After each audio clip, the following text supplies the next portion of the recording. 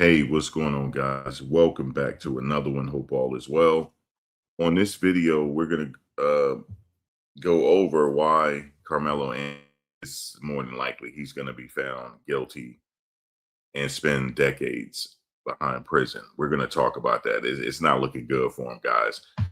The problem is we're not in the courtroom, so we can't see it, but we're going to listen to in detail what was said in the courtroom and also in regarding the knife he used. This wasn't no regular knife that he was carrying. This wasn't something that you get off in your kitchen. This wasn't a knife that you get in your kitchen. This is a purposeful one. So my question is, what is he doing with it? Did he set out to do something like this? It's not looking good for him.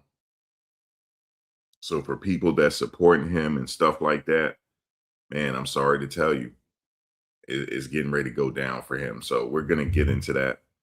And yes, we're going to get into that. And we'll do that right now. We're going to listen to what the Law and Crime Network had to say about this, because they're actually in the courtroom. So, and I met a few people from the Law and Crime Network when I was covering the Sean Combs trial.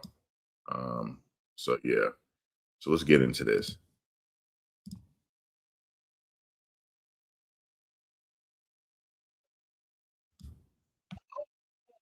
One second.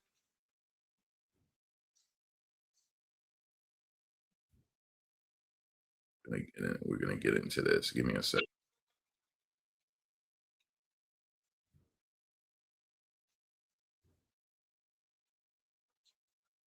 Make sure.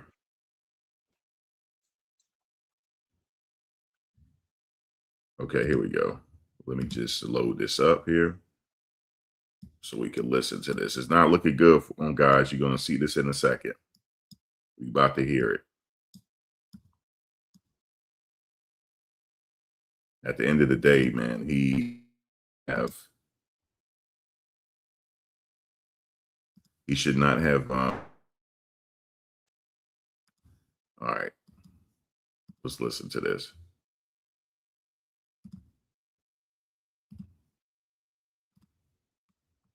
Again, there's a lot I want to get to, but let's start with the body camera video that was shown in court today. What did you see? Yeah, Chris. So they came out of the gate with that. There were two different officers that testified. So we had two different angles of the body cam. But the first officer is actually the officer that made the arrest. He was an SRO. He's in his office and he gets the call there's been a stabbing at the stadium. So he's running out there, seeing what's going on. Of course, he's seeing the frenzy of students running in every which way. And then he's asking, where's the action at? Where am I going here? And he sees the north side of the stadium. So he gets over there. First off, how's everybody doing today? Looks like we got a full house. I'm streaming on X account. I'm also streaming on Kick. So welcome everybody. Make sure you guys follow me on the X account for more coverage. So yeah, make sure. So welcome guys for everybody watching right now that's interested in this situation. So also my people on YouTube, greetings. I see you. How's everybody doing today? Yeah, guys, it's for me, this is a matter of formality for him. He's just getting his due process. He's gonna spend decades behind prison, if not life. They may have enough to prove first degree murder. If that's the case, he'll never see the light of day again. Never again. He's going straight to the Polanski unit, and he will never see it again. He made a bad decision to bring that knife. There, and everyone's telling him, it's that kid, because these kids at Memorial High School did not have any idea who Carmelo Anthony was. But he's in the gray hoodie, he's in the dark blue or the black sweatpants, and that they're pointing him out because one of the kids that testified, and we'll get to them, was following him while on 911. So they obviously saw this kid, and he wasn't running outside the stadium. So anyway, the officer ends up approaching him. And the body cam comes on during the apprehension. So it wasn't on during, most of it, but when it comes on, we start seeing it there. And the thing about it, Carmelo actually, Chris, was cooperating. He was compliant. He was following orders. He was, respectful. He was, what's your name? He was spelling his name out without the officer even prompting him. And he goes over and he sits him down, and then the officer cuffs him just to detain him. Before they even, take him off campus in the squad car down to the jail, any of that. But one of the most important things about one of these body cams, Chris, is the audio, because you hear they're walking along and the officer's kind of just doing some back and forth with them. And then you hear Carmelo say, he put his hands on me. I told him not to. And that's the part that the prosecution's harping on, the I told him not to part, because they're pretty much saying that part's a lie. Every account that we've heard so far in the reporting over the last year and some of the students today was just the whole touch me and see what happens. Okay, so he was saying, I told him not to, I said for him not to put his hands on me, and I told him not to, and he did. But the fact of the matter is, even if he put his hands on him, it doesn't justify. But that people are going to testify and say that's not what happened. He said, touch me if you want to. Come over here and get it if you want to. He's done. That's first-degree murder, guys. They're going to get him for first degree. So I don't want nobody to get upset with this case, because this is not a case for you to get upset with. It's not a case. I knew that when I first heard the case years ago. I said, this is not a case for people to get upset about. This is first-degree murder. They're going to get him with first degree. Because if he said, you come over here if you want to and see what happened, and he did it, that's first-degree murder. Putting your hands on somebody doesn't justify you getting stabbed in the chest, in the heart. Yeah, he got stabbed in the heart. Okay, so yeah, it's all bad for him. You know what I'm saying? They're giving him his due process. Like I said, again, we have to still wait to see what the jury decides. But anytime you say, come on over here, you could come get it if you want to. He've already broken the law.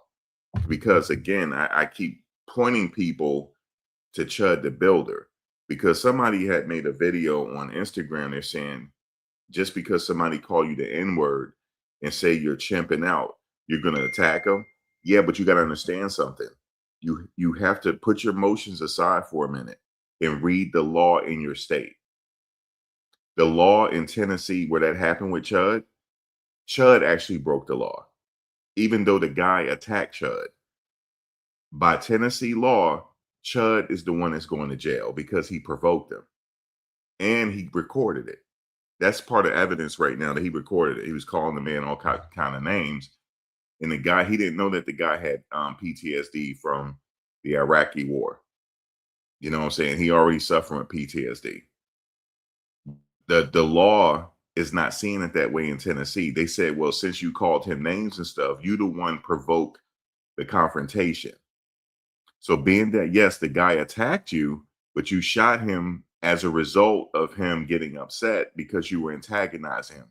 According to Tennessee law, that is against the law, and also Texas. This is what people got to understand. Yeah, you shouldn't get mad when people call you that, but guess what? Some people are going to get mad. Who are you to tell people they're not going to get mad? You don't know how people are going to react out here. That's why I tell people, you best, if you can't say nothing good, just don't say nothing at all, especially to a complete stranger. Carmelo Anthony had no idea that kid was going to take him up on his offer. That's Carmelo's fault. If he said, come over here if you want to. Sometimes people will take you up on your offer. Okay. And then might say, well, words shouldn't hurt you like that. Well, who are you to judge? We all live in this life separately. You don't know how what's in somebody's head. Somebody could be thinking, this is my last day on earth, and you mess with them and cut them off the wrong way. That's what happened here as well. See, the thing is, people are saying, well, the guy shouldn't have put his hands on Carmelo. I do get that. He shouldn't have.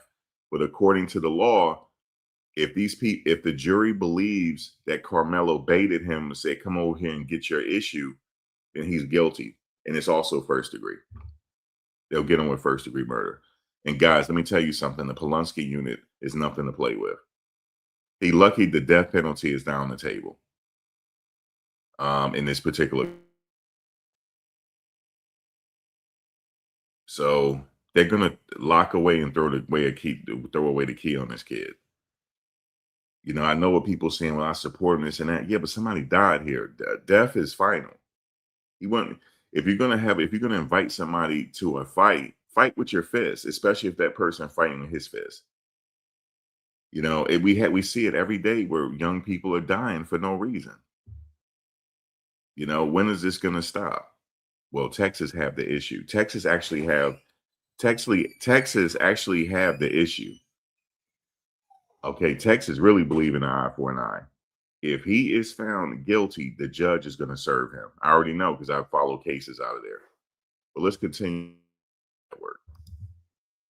You know, it wasn't don't touch me. It wasn't, you know, if you keep your hands off me, we're cool. It was touch me and see what happens, you know, making it sound more on the offensive. But when he said that statement, though, Chris, the whole I told him not to put his hands on me and all that, he was sobbing. The emotion was you heard it. You didn't see his face, but you heard it instantaneously.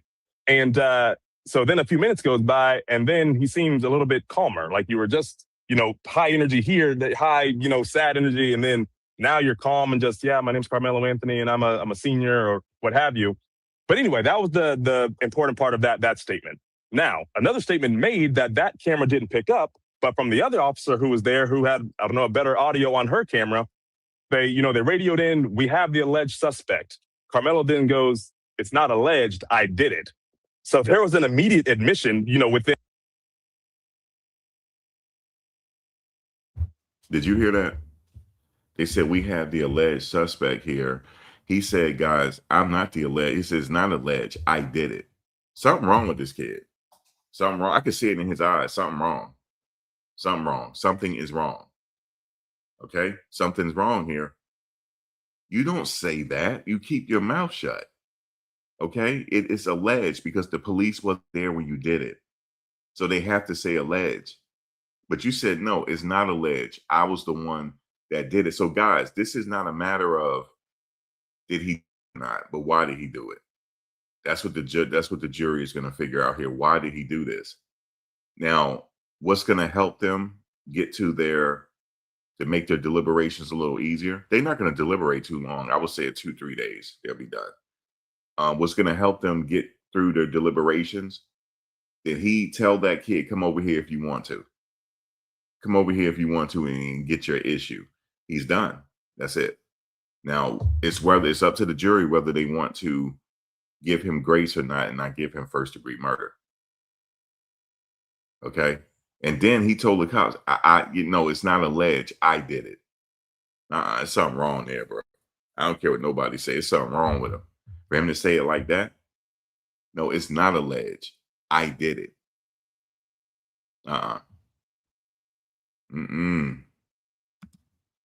Within 6 minutes of this stabbing happening. But the thing about it, Chris, and one of those body cam videos, the second one, you actually saw, they're going up there, scoping the scene and figuring everything out, talking to some of the students. You actually see graphic in nature, the chest compressions being done on what we now know to be. You said, is there video evidence? Yes. They showed the police camera footage. The police have cameras on them. That with body cam footage. On the body cam footage, he said it. Yeah, this evidence is there. He said it. He said, it's not alleged. I did it. Okay, because I told him not to put his hands on me. See, when he said it like that, he already broke the law. He don't know it.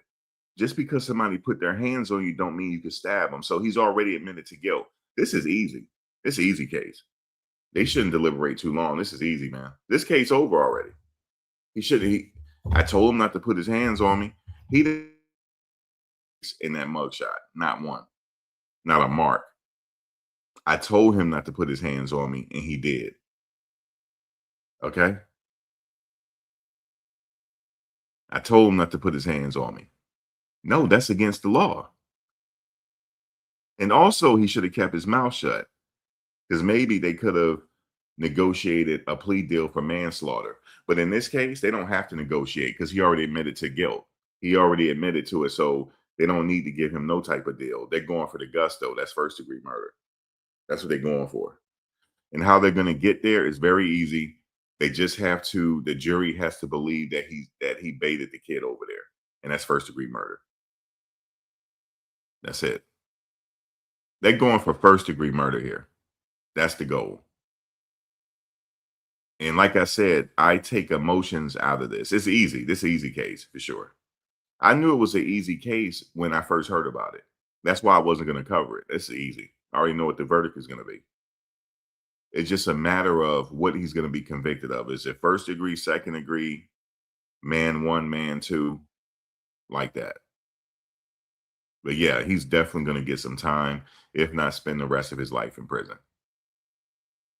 Okay? You cannot and dare somebody to come to you and then do it because they put their hands on you. No, can't do that.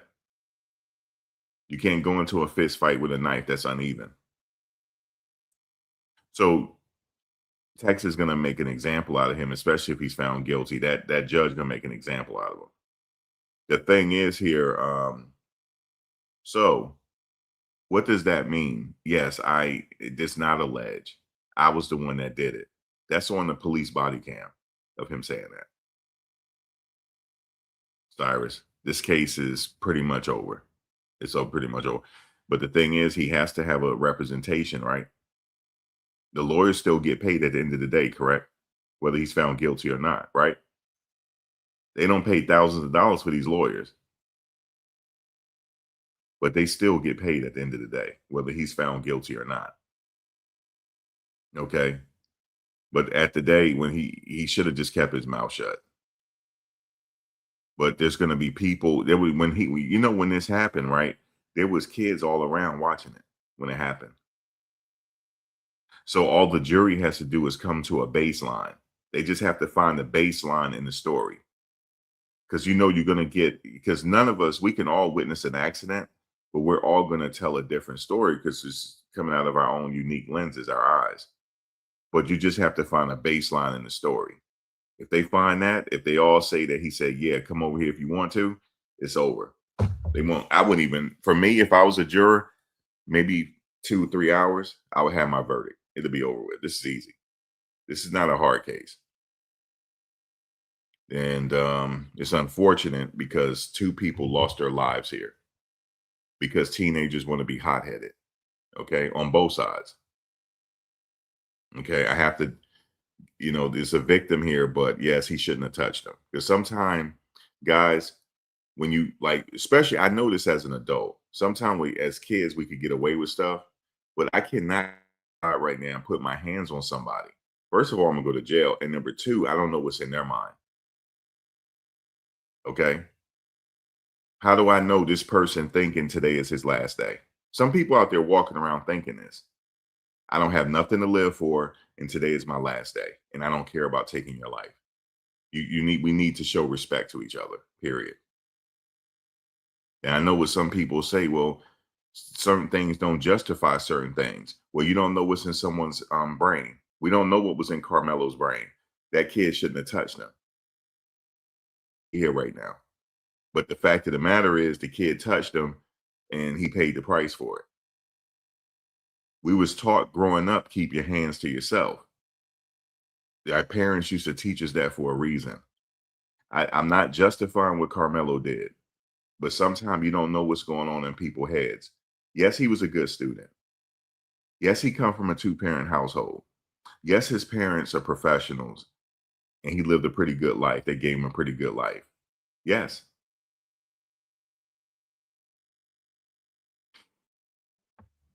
But at this point, he just they hope that he's not found guilty of first degree, right? The Keisha. If he's found guilty of manslaughter, he will be out before he's 30 or before he's 28.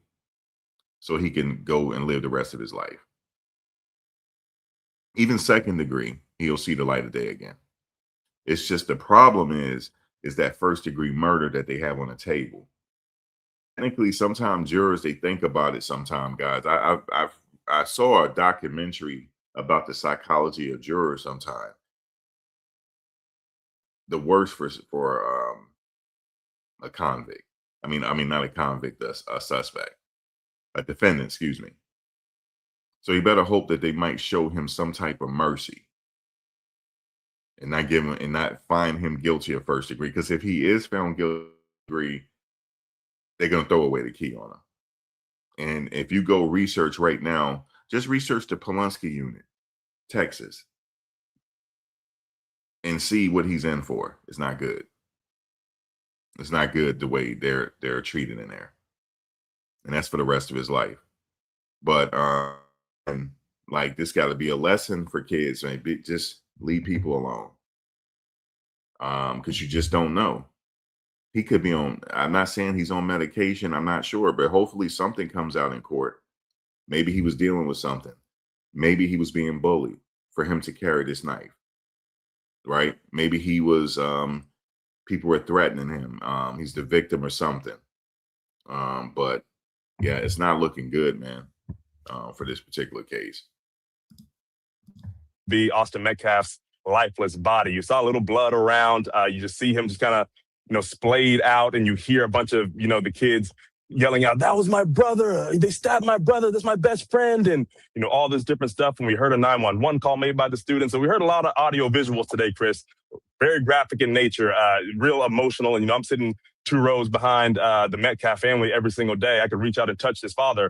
That's how close he is to me. And, for the majority of the day, he's just holding his head in his hands, just taking in all the facts. I mean, he's been dealing with this for a year, but when you see, your son laying there lifeless, you hear 911 calls, you're seeing all the love and support that he was getting, from the friends and the coaches. So like, he was supported, but to what avail, because he's not here anymore. Yeah, and to just think, because I know yesterday we were talking about the 911 calls and just how emotional that was, but then you have to actually see the chaos that was taking place. As the body cam was playing, what was KARMELO doing in the courtroom? That's interesting, Chris, because I was, I'm right here in the Metcalf camp, but I try to, keep my head on a swivel, not only to the jury, but over on that side of the courtroom as well. And it's just very stoic. It's just very, I don't know if the word emotionless is correct, because I'm sure they're feeling a lot of things, but maybe emotionless, not in a negative sense, but it just very, stale-faced. I imagine, KARMELO's sitting there, he's just looking. He's not moving around. He's not looking around the courtroom. He's not rocking his chair. He's just looking right at it, because I'm sure he's reliving, his version of what went down that day, and probably, regretting the biggest mistake of his life. And you're looking across at his family, and they're just, just taking that in. And I have to think about it from that point of view as well, Chris, because could you imagine your son, your brother, your nephew, this kid that you've seen grow up, and now he's being accused of these, the maximum crimes you could be accused of, killing someone. So they're over there just a little more stale, not in a negative sense, but just real cemented in, hearing what's going on. But of course, there's visceral, audible emotion on the Metcalf side. Yeah. And I mean, again, like, you've seen this video, you wonder if the Metcalf family had seen that video before it being played in court, and just having to relive all of this. I know today too, that there were pictures up on the screen where we saw the alleged murder weapon. We saw this knife that was used to stab Austin Metcalf. Just what was your reaction seeing that, and then how it worked into what prosecutors are alleging? So the big takeaway from the knife, Chris, is that it has a 3.5-inch blade. It looked like a heavy duty knife. It's not what I expected it to look like. I'm sure you have too, plenty of different styles of pocket knives, but this one just looks like just one of the ones that won't break when you try to cut something. The blade is not going to bend on this one.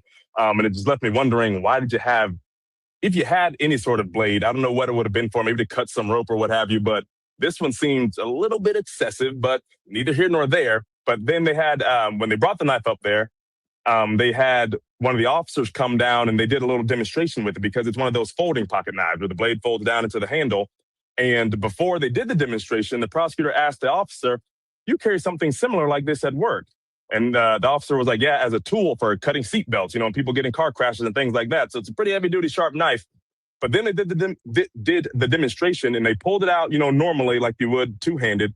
But it has this thing on it, Chris, called a thumb stopper. And it's like a little thing that sticks off the side of the blade where you can just pick it out with one hand. Not to be confused with a switchblade, nothing like that.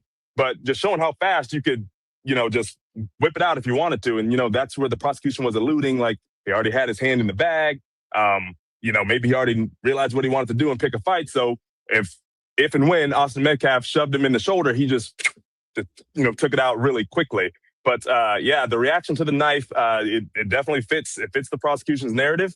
It definitely looks like one of those knives that could penetrate deeply if stabbed with enough force. But again, 3.5 inches, Chris. You got to realize. Oh, that's another part of it.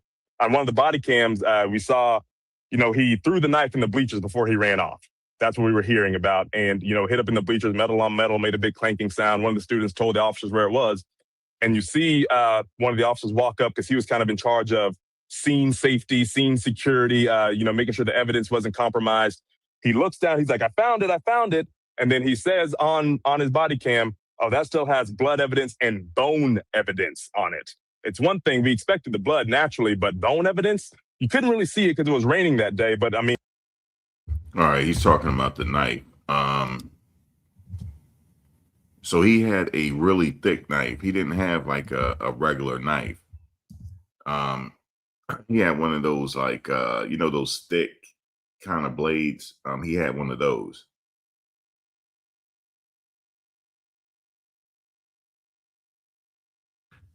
Let me see.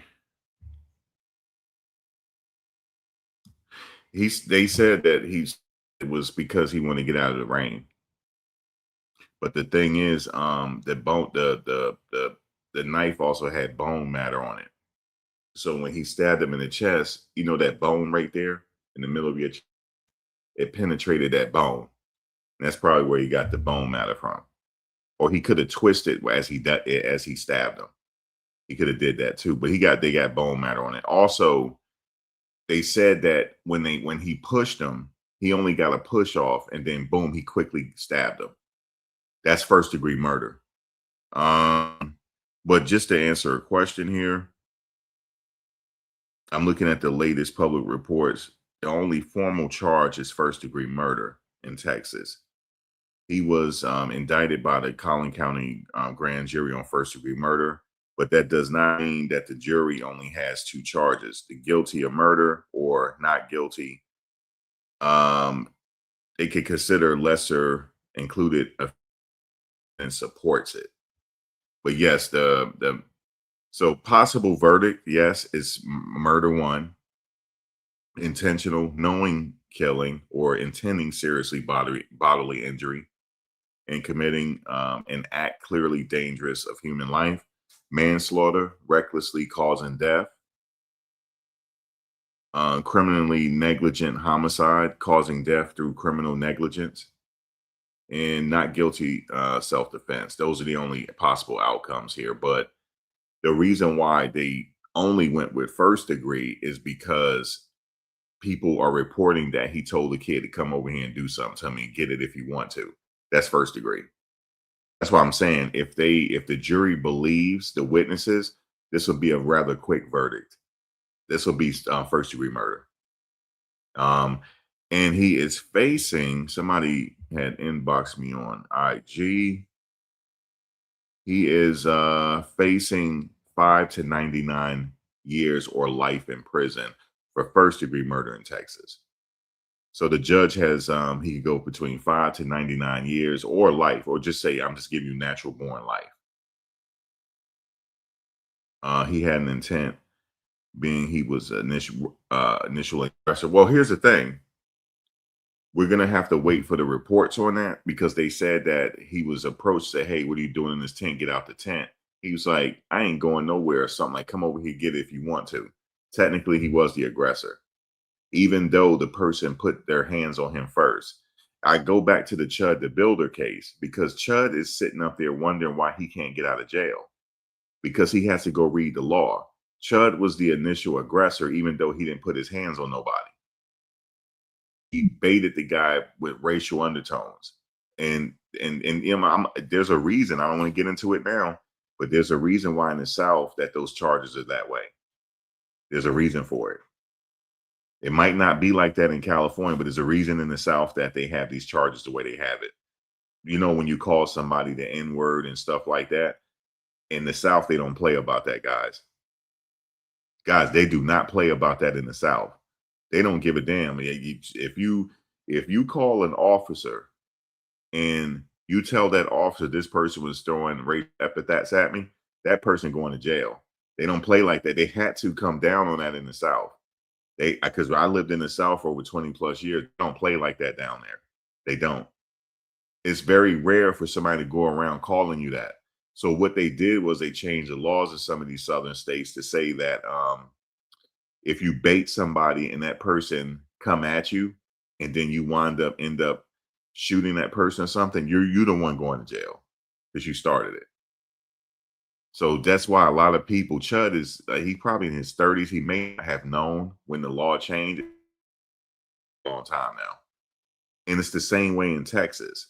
So the thing is, if he told the kid, come over here and get it if you want to, that's first degree murder. Because I got something for you. You know what I'm saying? You don't say that. Okay, so you guys already know this. So when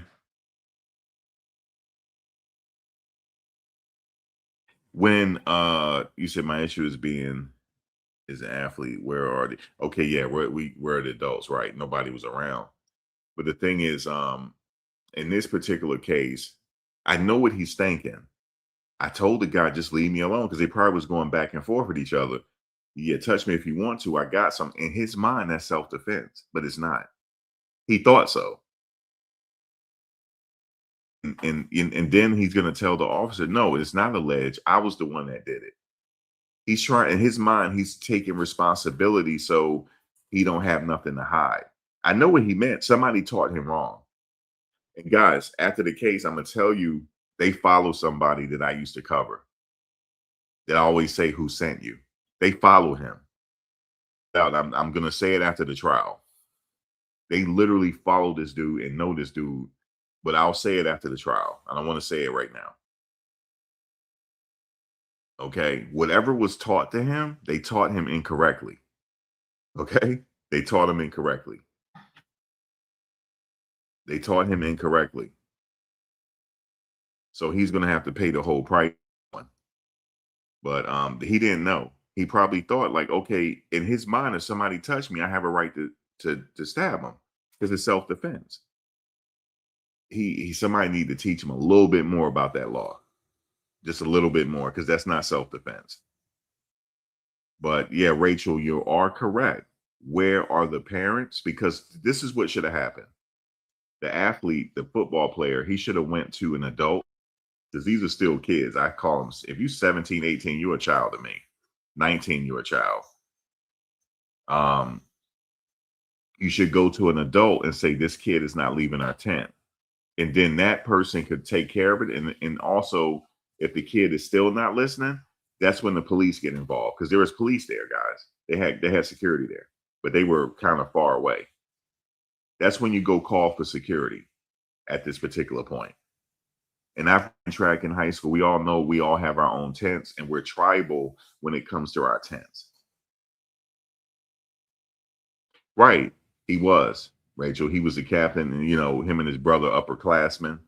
Him and his twin was taking the initiative. I get it. I get that. And it's probably protecting, because they don't know what the kid was going to do in their tent. The optics do look crazy, but here's the thing, Jones. What's up, Jones? Long time no see.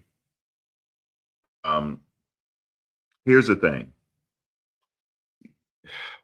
I know what people are saying, but man, Max, touch him. So Jones, let me use you for an example. Let's say me and you, Jones, we get in a dispute about something, right? And I go into my bag. I reach into my bag. I say, you come over here. Come over here if you want to, Jones. Come over here if you want to. And you might say, you know what? Because you about what, 6'5", 6'6"? You'd be like, oh, Max, no, little guy. I'm gonna come over here and grab you. And then I sit there and stab you in the chest. Am I right or wrong? I'm wrong. You didn't have no weapon on you. I don't care if you 6'5", right? It shouldn't be, oh, he's 6'5", he's bigger than me. I still should not be sitting over there inviting Jones into my personal space. And come over here if you want to. Because Jones, I think Jones, Doc Jones, you about 6'5". So he's about 6'5". You said you're wrong. Tell me how I'm wrong. I want to hear this. You said, "Oh, I agree with you." No, I'm giving you an extreme example. I'm gonna give you another example because I need in Frisco areas are not expected to have the situation. Okay, but okay, you 6'4". Okay, but here's the thing. I'm not supposed like now. I don't think you probably would approach me because if I have my hand in my bag and telling you to come over here, you automatically gonna think it's a gun. So maybe I won't approach him. Maybe I won't. Okay, maybe I won't. So maybe you might just be like, you know what, this guy is crazy. Let me just go my separate way because he's crazy. Or you might be going through something in your brain, and you might, you know what, he's not gonna sit here and talk to me this way. I'm gonna grab him, and then this happens. But ideally, the likely outcome is that football player should have just went to an adult. Okay, he should. But we know how hothead teenagers could be. But he should have went to an adult. He shouldn't have put his hands on them. Okay, I get it. So it's a emotional case because I know people gonna get emotional because I get it because this kid don't threw his life away, and then one kid he's no longer here no more. It's an emotional case.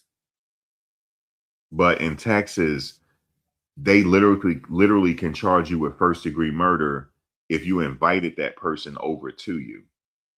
Okay, and say, come over here. I wish you. It's devastating on both sides because the parents, they didn't tell him to go out there with no knife. They didn't tell him to do this. I'm sure they didn't. Because at the end of the day, for those that are parents, you can only teach your kids the best you can, but they still have to go out in the world. You don't know what they're going to do.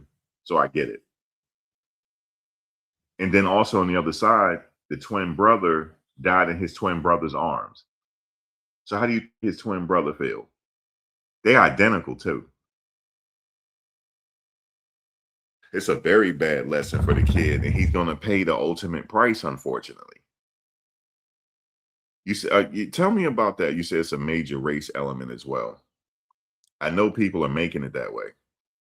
I'd like to hear your I'm gonna read your I'll pause it. I'm gonna play a little bit more of this, but I just want to hear what you got to. I want to you explain it a little more. I'm gonna play this a little bit, and then once I read it, I'm pause it. I mean, in person, he clearly saw for him to make that statement. So definitely a sizable knife there, Chris, when they showed that on the screen. Cody, I think one thing that is also important to note is just how quickly all of this went down. It is, it from what's been told by witnesses and some of the EMTs. I mean, Austin Metcalf may not have even realized that he had been stabbed in those moments. And it just kind of speaks to the chaos of everything. And I keep going back to that word chaos because that's truly what it was. And today, for the first time, we heard from some of the students, some of the teammates of I agree with what they're saying as well. He probably didn't realize he got stabbed. It happened so fast, he didn't realize it. It probably was shock at that point. And then when he finally looked down, it was too late. Okay. You said race will always be a factor because it's a white kid versus black one. However, we don't say that when it's black on black. You know what's interesting about that? I was just having a conversation with somebody about this. And the person said to me, how come they don't make a big deal when it's black on black crime? You know what I said? And the best I know how, maybe y'all can agree or disagree. I don't know. Let me know. I said simply because it's not a sensational story. It's not going to get that many clicks.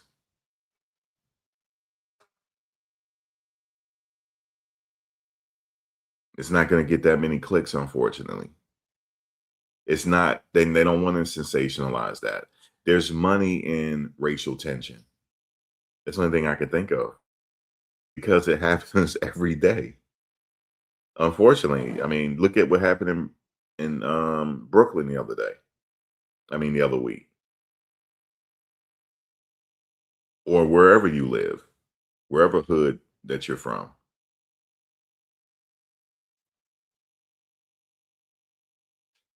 I know some of the black jurors said they weren't able to be impartial. They did say that. And you said you're in California where it's a melting pot and we have all races fight each other. My daughter is mixed and doesn't see color because of how I raised her, period. Well, that's how you raised her. You know what I'm saying? That's how you raised her. That she don't see it like that. I don't see it like that either. I get along with everybody. I don't care what racial background you come from. But when they asked me that question, I said, you know what? The only thing I can think of is it just don't get clicks. It's not sensationalized. When it's a black and white thing, they like to sensationalize it and make it a huge story. Right. I know. She played, I know, especially the lacrosse. That's a rich sport too. Rich sport. And just from her pictures, you can see that she's friends with everybody. And that's how most of the kids are now. But we're talking about this media and how they like to portray everything. You said, Max, you know what? It's the first time I heard you say this. You said, Max, this case makes people think of Rosa Parks. If it was a man with a knife in 2026 thinking of stand your ground, if they may try to force him out. You talking about the stand your ground? They have stand your ground in Texas. You think it makes people think of the Rosa Parks situation?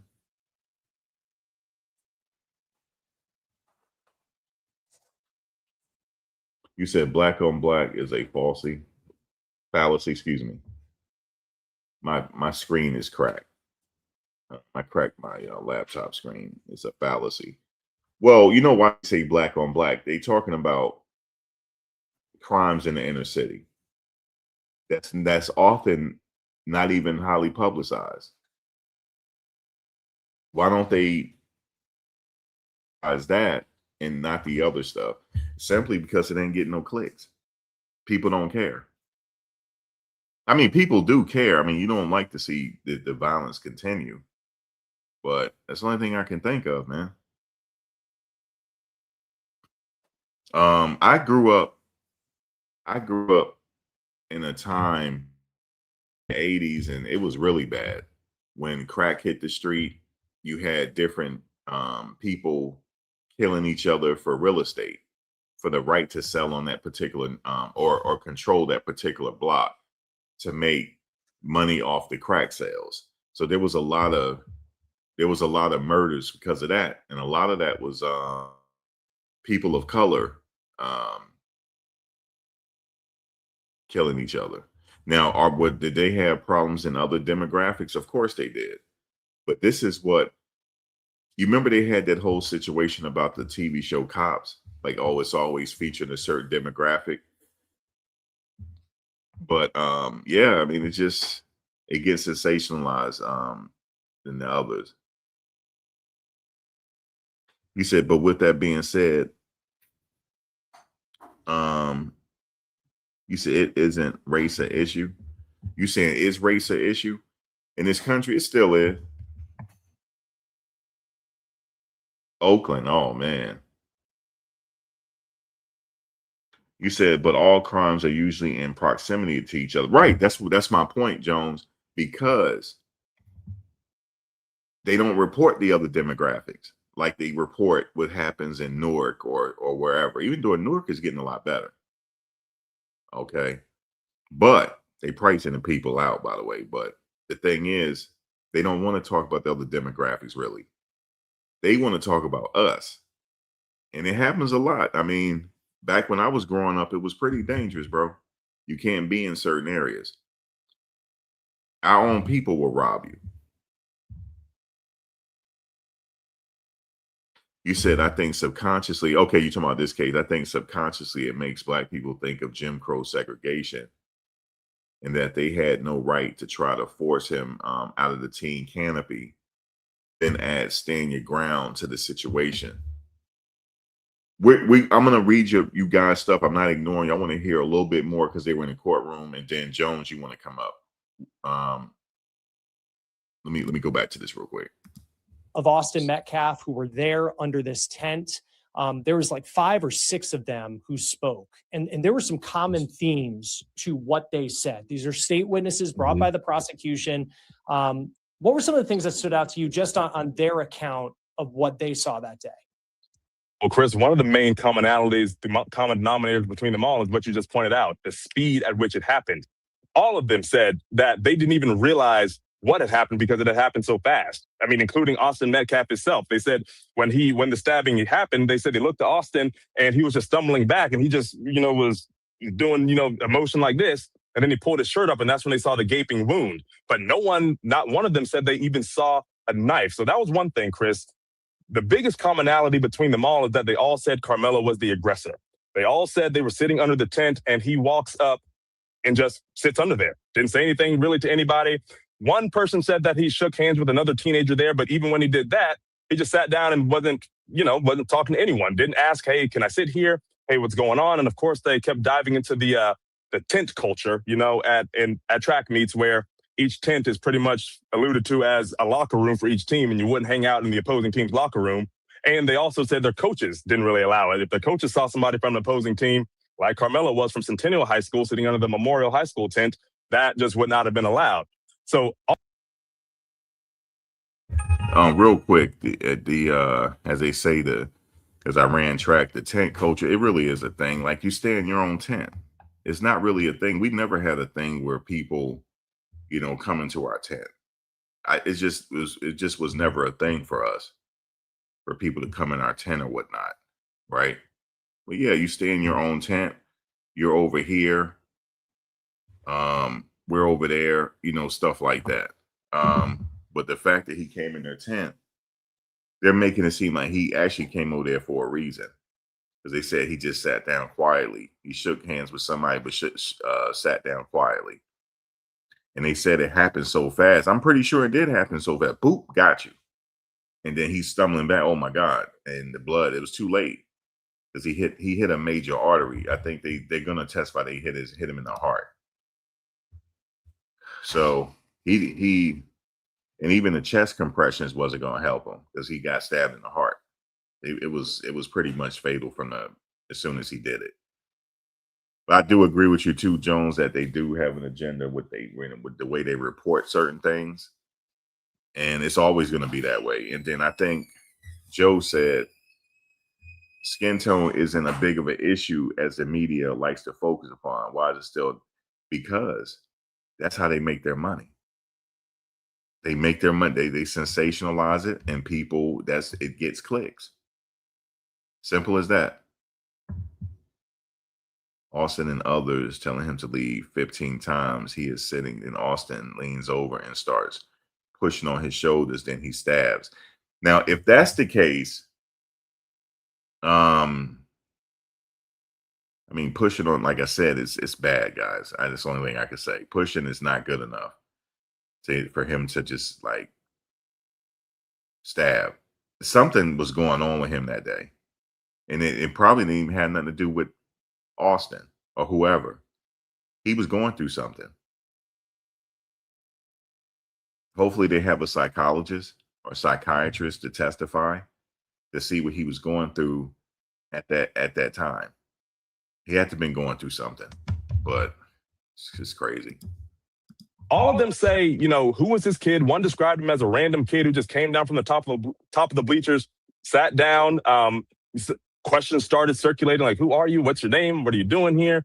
And that's eventually when they say, Austin Metcalf stood up because he was looked at as a leader of the team, looked at as a team captain. He was a captain on the football team as a linebacker. And a lot of, there's a lot of translation between football and track athletes. So they're all kind of one big family. And they say he stood up, and all of them said that Austin started off calmly. Hey, man, what's going on?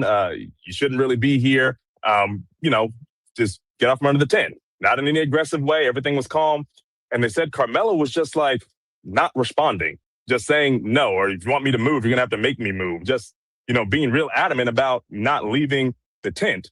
And so eventually they said Austin started getting a little frustrated. People, other people under the tent started getting frustrated. Others were chiming in. Some of the people on the witness stand, some of the students testified to that they were chiming in also. Like, what are you doing here, man? Like, and none of them said any cussing was going on. They asked specifically, were there any profanity, any cussing? They're like, not that I remember. So maybe it wasn't a nasty altercation, but just a frustrating one. And so you see how bad this sounds, guys? That's why first degree murder is on the table. It sounds very bad.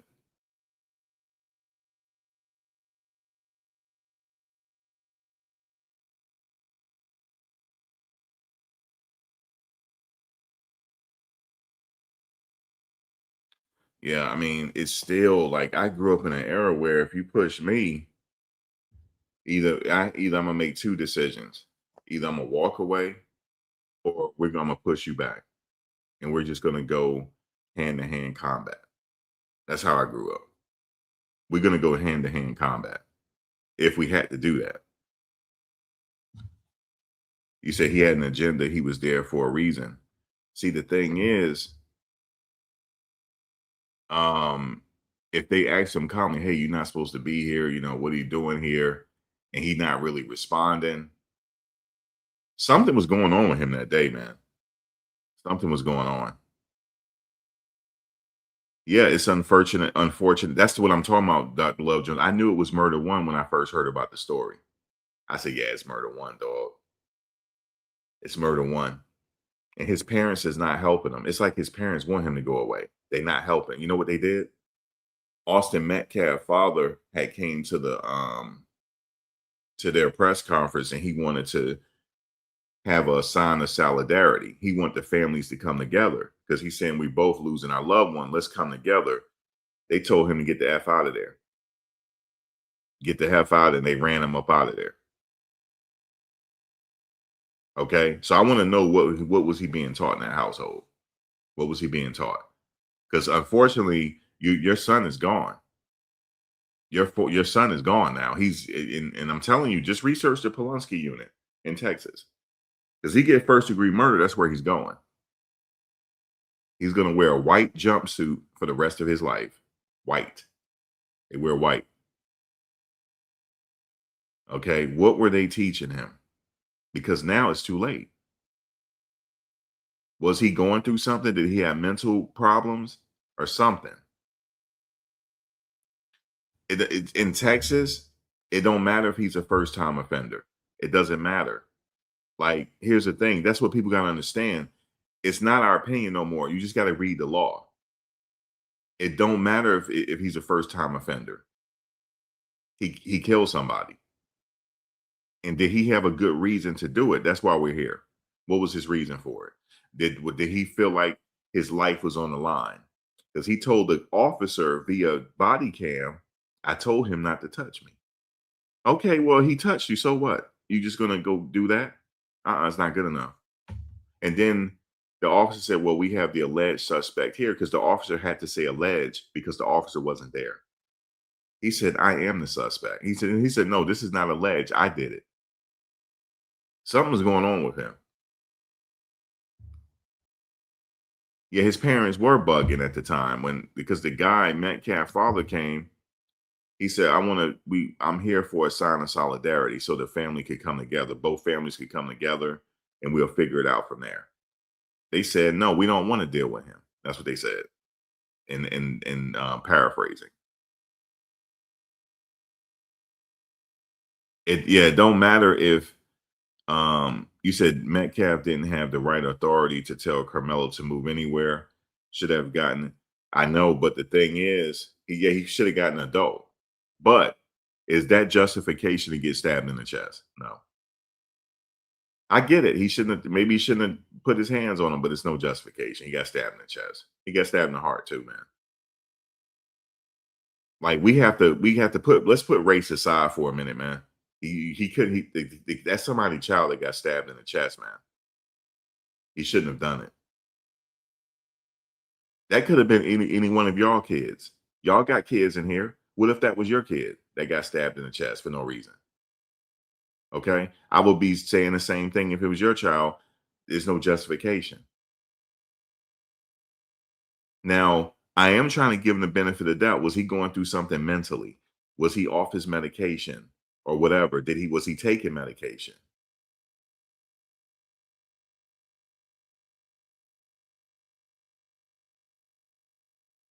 You said they want kids to handle certain conflicts. Yeah, but it was the same way we were growing up. Like, we handled our own conflicts. We always had the upperclassmen to intervene or stuff like that. I remember playing football. The upperclassmen showed us the way. The coaches let it happen. Like, hey, you guys gonna do it like this or else. And it was like a hierarchy. Yeah, you said race isn't a factor in that. Yeah, race isn't a factor in this situation. What I want to know is, was he taking medication? Was he under some type of psychotic? Was this something that was altering his chemistry, his brain chemistry? Because that could explain things. He wasn't himself or something. I don't know. Like,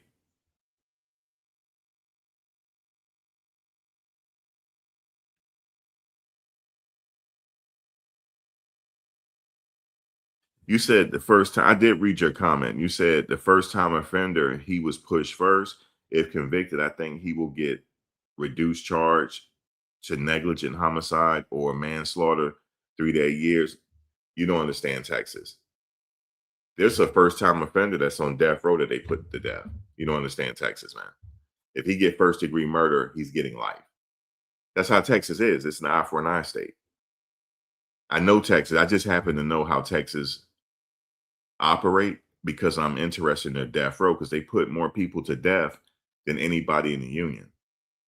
That's why I was interested. You know what they used to call George W. Bush when he was governor of Texas? The Texecutor. You know what they used to call former Governor Rick Perry? The Texecutioner. They signed so many death warrants. Rick Perry beat George W. Bush out, though, for the most death warrants. Okay? He beat him out.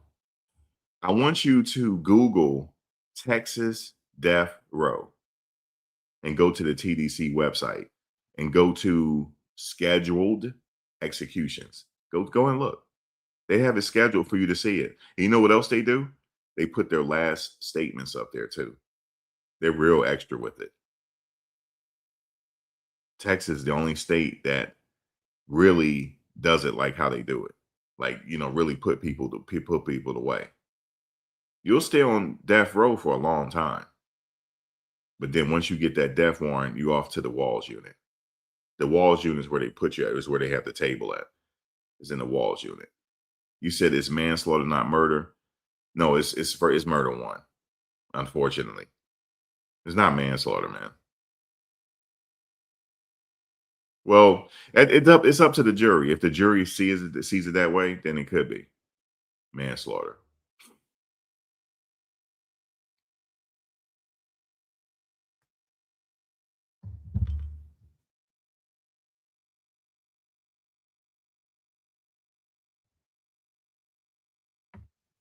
I don't think he should testify. The students did admit that Austin started getting a little heated. KARMELO started getting a little heated, but then they started talking about KARMELO's hand in the bag. And then all of them said that same thing that we've heard, Chris, the phrase, touch me and find out. That's first degree right there. If the jury believes, it's not up to us. If the jury believes he had his hand in his bag and said, touch me and you find out, that is first degree murder. I've already read the statutes in Texas.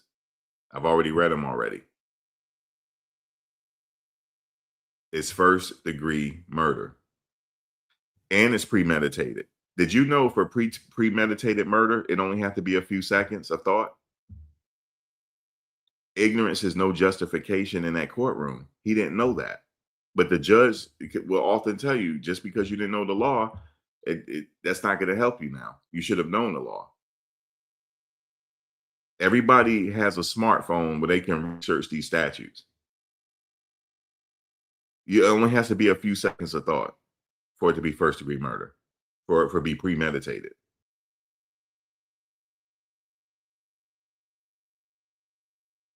That's why Chud, guys, that's why Chud, you see Chud, the builder, can't get out. And what did the judge just do to Chud? The amount of money that he raised, he said, guess what? Guess what? You can't use that money to bail out. That's not happening here in Tennessee, buddy. That's not happening here in Tennessee. I could have told him that.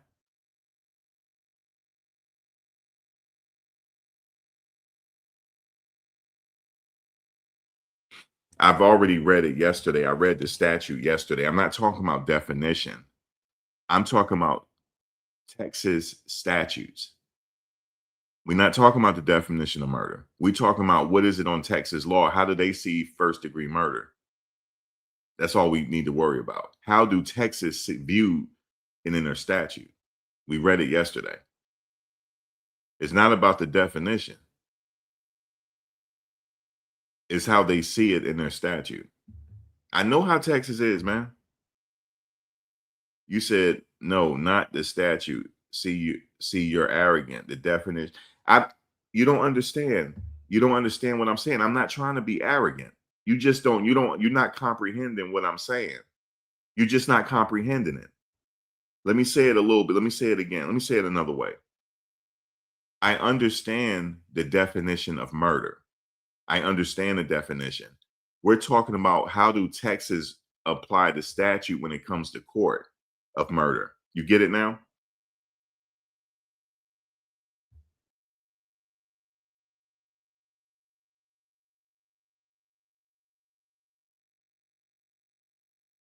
We're talking about the statute in this particular case. Look, it don't matter what you say. It's a matter of what they charged him with. What did they charge? Do you know what they charged him with? That's what the jury is going on, not you. It don't matter what me and you think. It's what the jury thinks.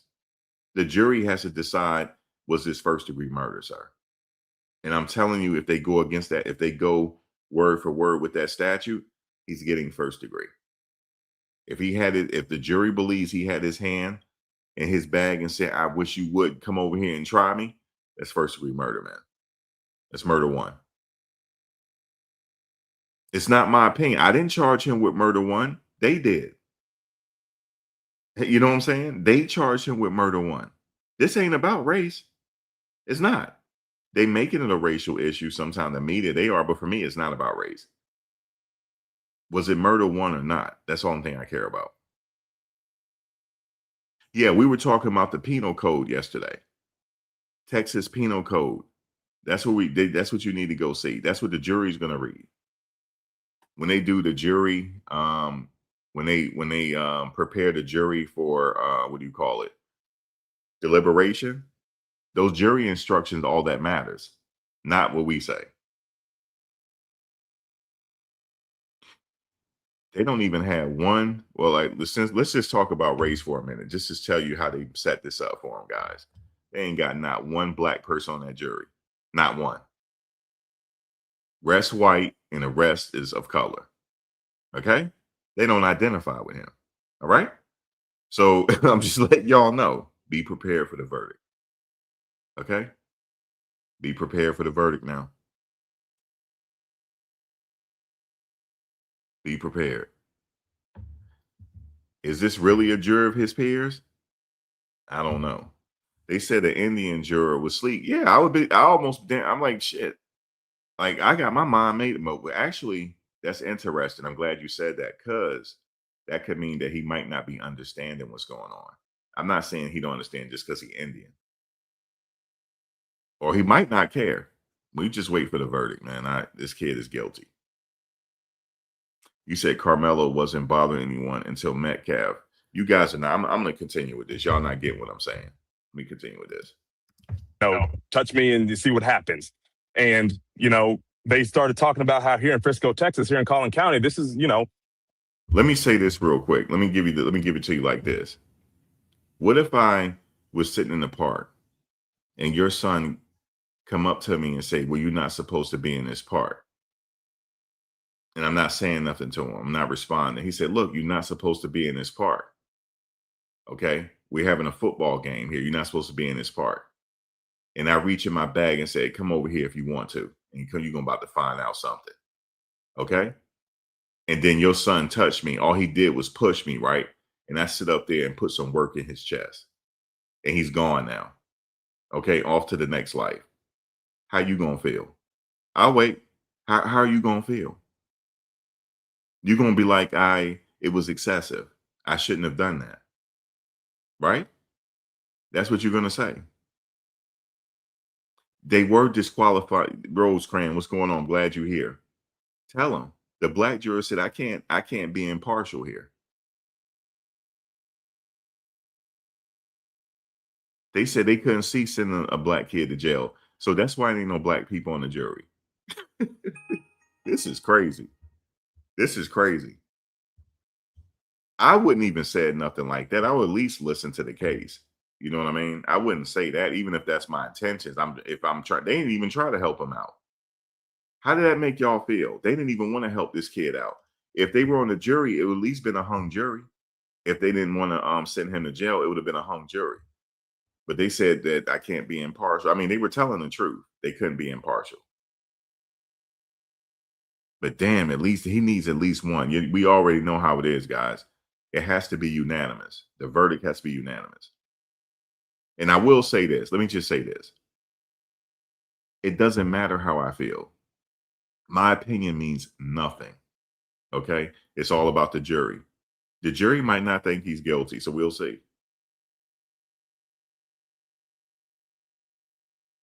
That's crazy, though. Not one black juror got on the case. Not one. Because they said they can't put it because they know he guilty. Because they know he guilty. That's why. No, I can't put him in jail, man. I can't do it. He guilty as fuck, man. Because I guarantee, see, you look, ain't nobody replied to me when I said that. I said, what if your son comes up to me and pushes me and I reach in my bag. I said, touch me again if you want to. And then pop him right in the chest. Ain't nobody respond to me no more, Jones. You see that, right? Ain't nobody respond to me because they know it's excessive. You said, but the other non-black jurors is going to be partial. That's right. They are. And I heard they're pretty young, too. I heard it's a young jury. They're not old. It's a young jury. So we'll see. Maybe they will not give him murder one. But why don't we say, what if they just say not guilty? But ain't nobody said that in here. They said, no, well, at best, he'll get manslaughter. Well, how about not guilty? Do anybody in here think he's not guilty? You know what? We seal TV. Let me think about that one. Because they did ask the black jury. They said they couldn't be partial to this. So you think that might be an appeal? We'll see. But hold up. Well, let's say what if he's not guilty though? Wet CO2. Do you think it's a possibility that he will be not guilty? Because at the end of the day, I'm gonna be honest with you. We don't know yet what the jury is thinking. So what if they say not guilty? Then he ain't got to worry about none of this.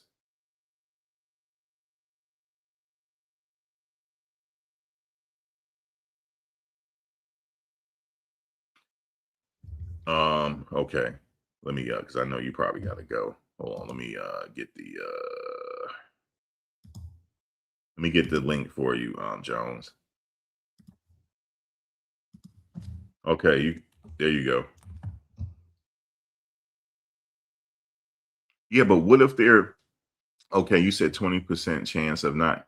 Damn, that's not good, bro.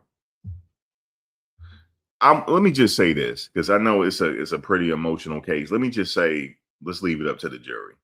How about that? Let's leave it up to the jury because it could be he could have a jury holdout. How about that? He could have a juror that holds out. Like I don't want to send him away like this. But I'm in agreement with you. I think there's like a 20% chance. We have to wait to hear from the rest of the witnesses.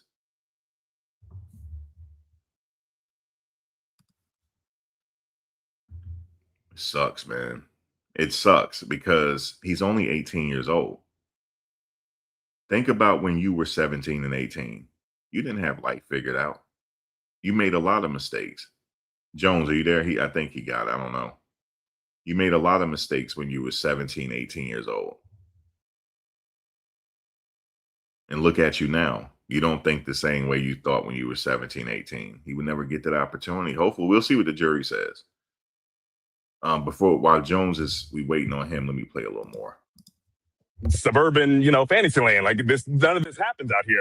That. Oh, Jones is right there. All right, let's see. Yo, hey, how you doing? Hey, peace and love, my guy. What's going on? Oh, you got the floor. Let me hear from you. Hold on, I adjust my audio real quick. Oh, shoot. Okay. Well, you got the link. You can always come back.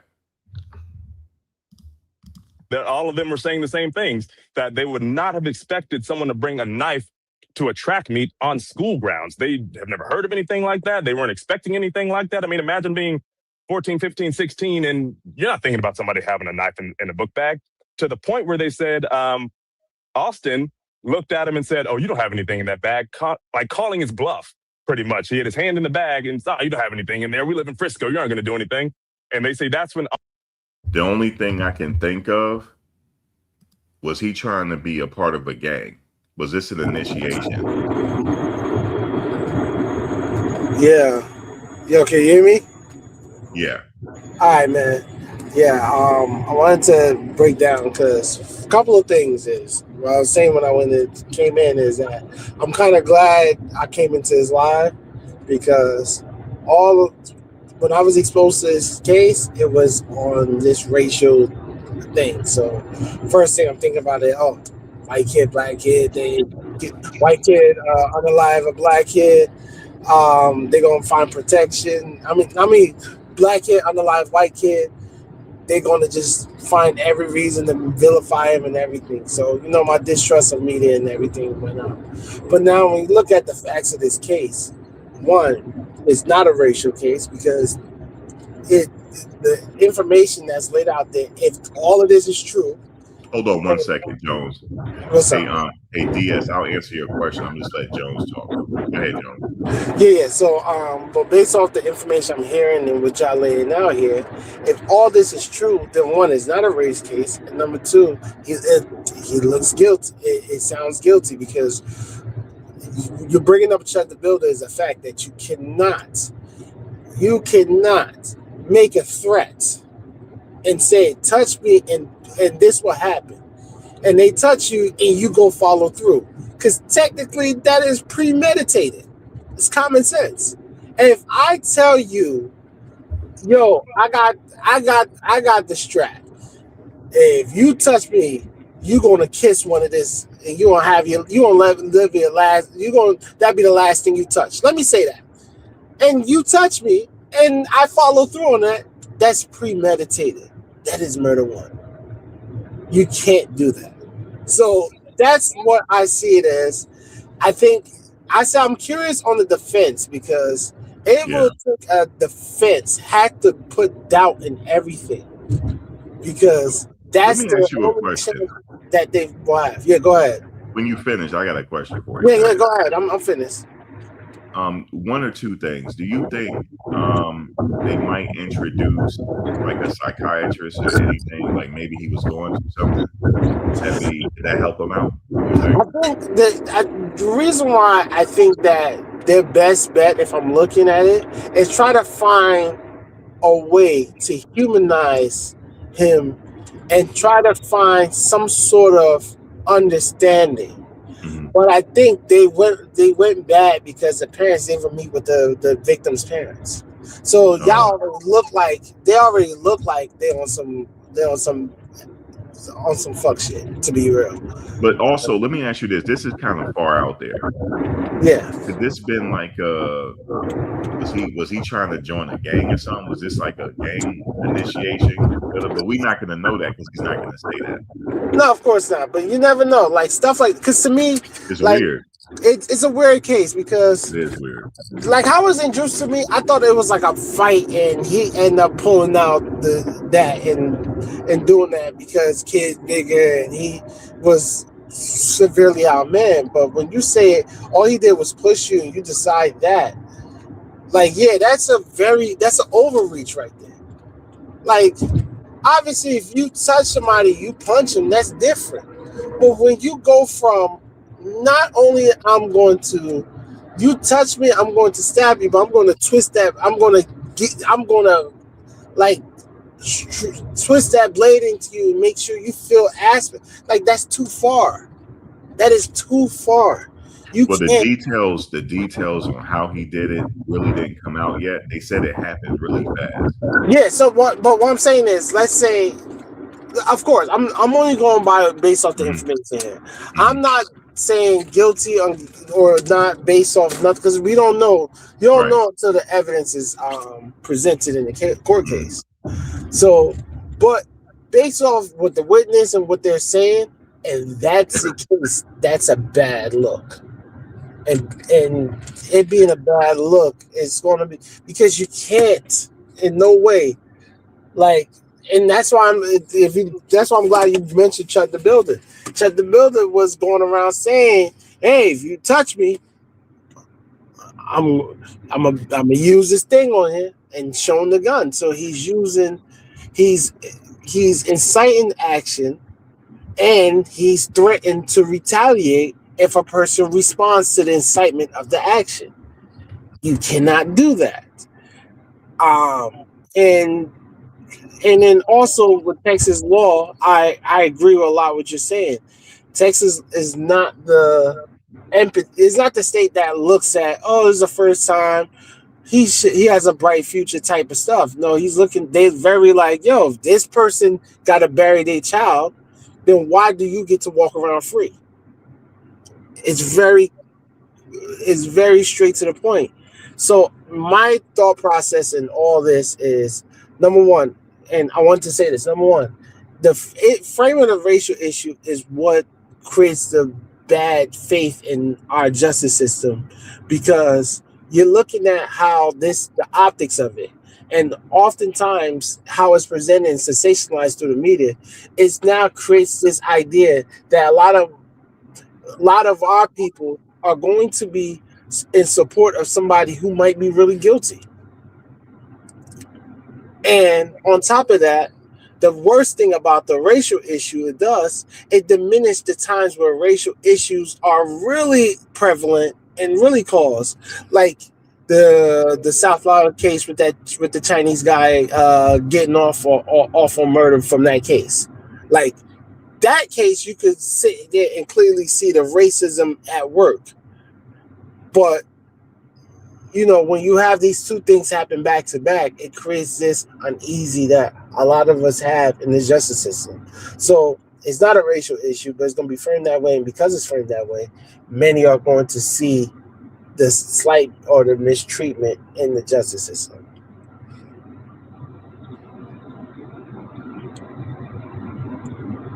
Yeah, it's like one of those cases where it's like, I know what people are saying, like, well, the guy touched him, Max. Like, he shouldn't have touched him. I agree, he shouldn't have. But I just think the response was excessive. And also, let me ask you a question. So it was said that he had his hand in his bag. We don't know for sure yet. We're still waiting for people to testify. But they said that he had his hand in his bag. He said, yeah, come over here if you want to. What do you think about that? So, again, we don't know. I do think that seems very, like, because, like, if that's true, again, you can't argue that's murder one. Like, you can't argue against that, right? Well, so with the fact that it's murder one, it's going to create this divide that exists. Yeah. Like, and because to me, it's like, it's not enough facts. It's too many, like, aspects of what's happening that creates this conversation. And I believe it's going to create a lot of bad faith conversation, because what we're talking about is not the fact of the case. And then also, me thinking about this situation is, we got to look at it from a human standpoint. Like, forget the race. A young man was unalive from this situation. regardless of race, whatever, a young man. The same way I would say for the young kid that apparently, allegedly stole a water bottle, which there's no evidence that it ran off. Did he deserve to lose his life from that action? And I will pose it to you again. Yes. From the way it looks, you're in the wrong tent, and he stuck up, and yes, he pushed you. Does that mean he deserved to lose his life? I don't think so. I don't think the kid deserved to lose his life here, man. I know what people are saying. Well, this is a race situation. Let me tell you, I keep telling people this, Jones. If it was your son, hey Jones, can you mute real quick? If it was your son that came up to me and said, "Hey Max, what are you doing?" Not Max, he don't know me. Like, what are you doing here? And I reach in my bag and say, "Come over here if you want to. I got something for you." And then, you know, he pushed me, and then I get him in the chest. You're going to think that was excessive, and your son is gone now. You're going to think that was excessive. You know what I'm saying? I'm just looking at it like that. You know, it's excessive. It should have been a fist fight.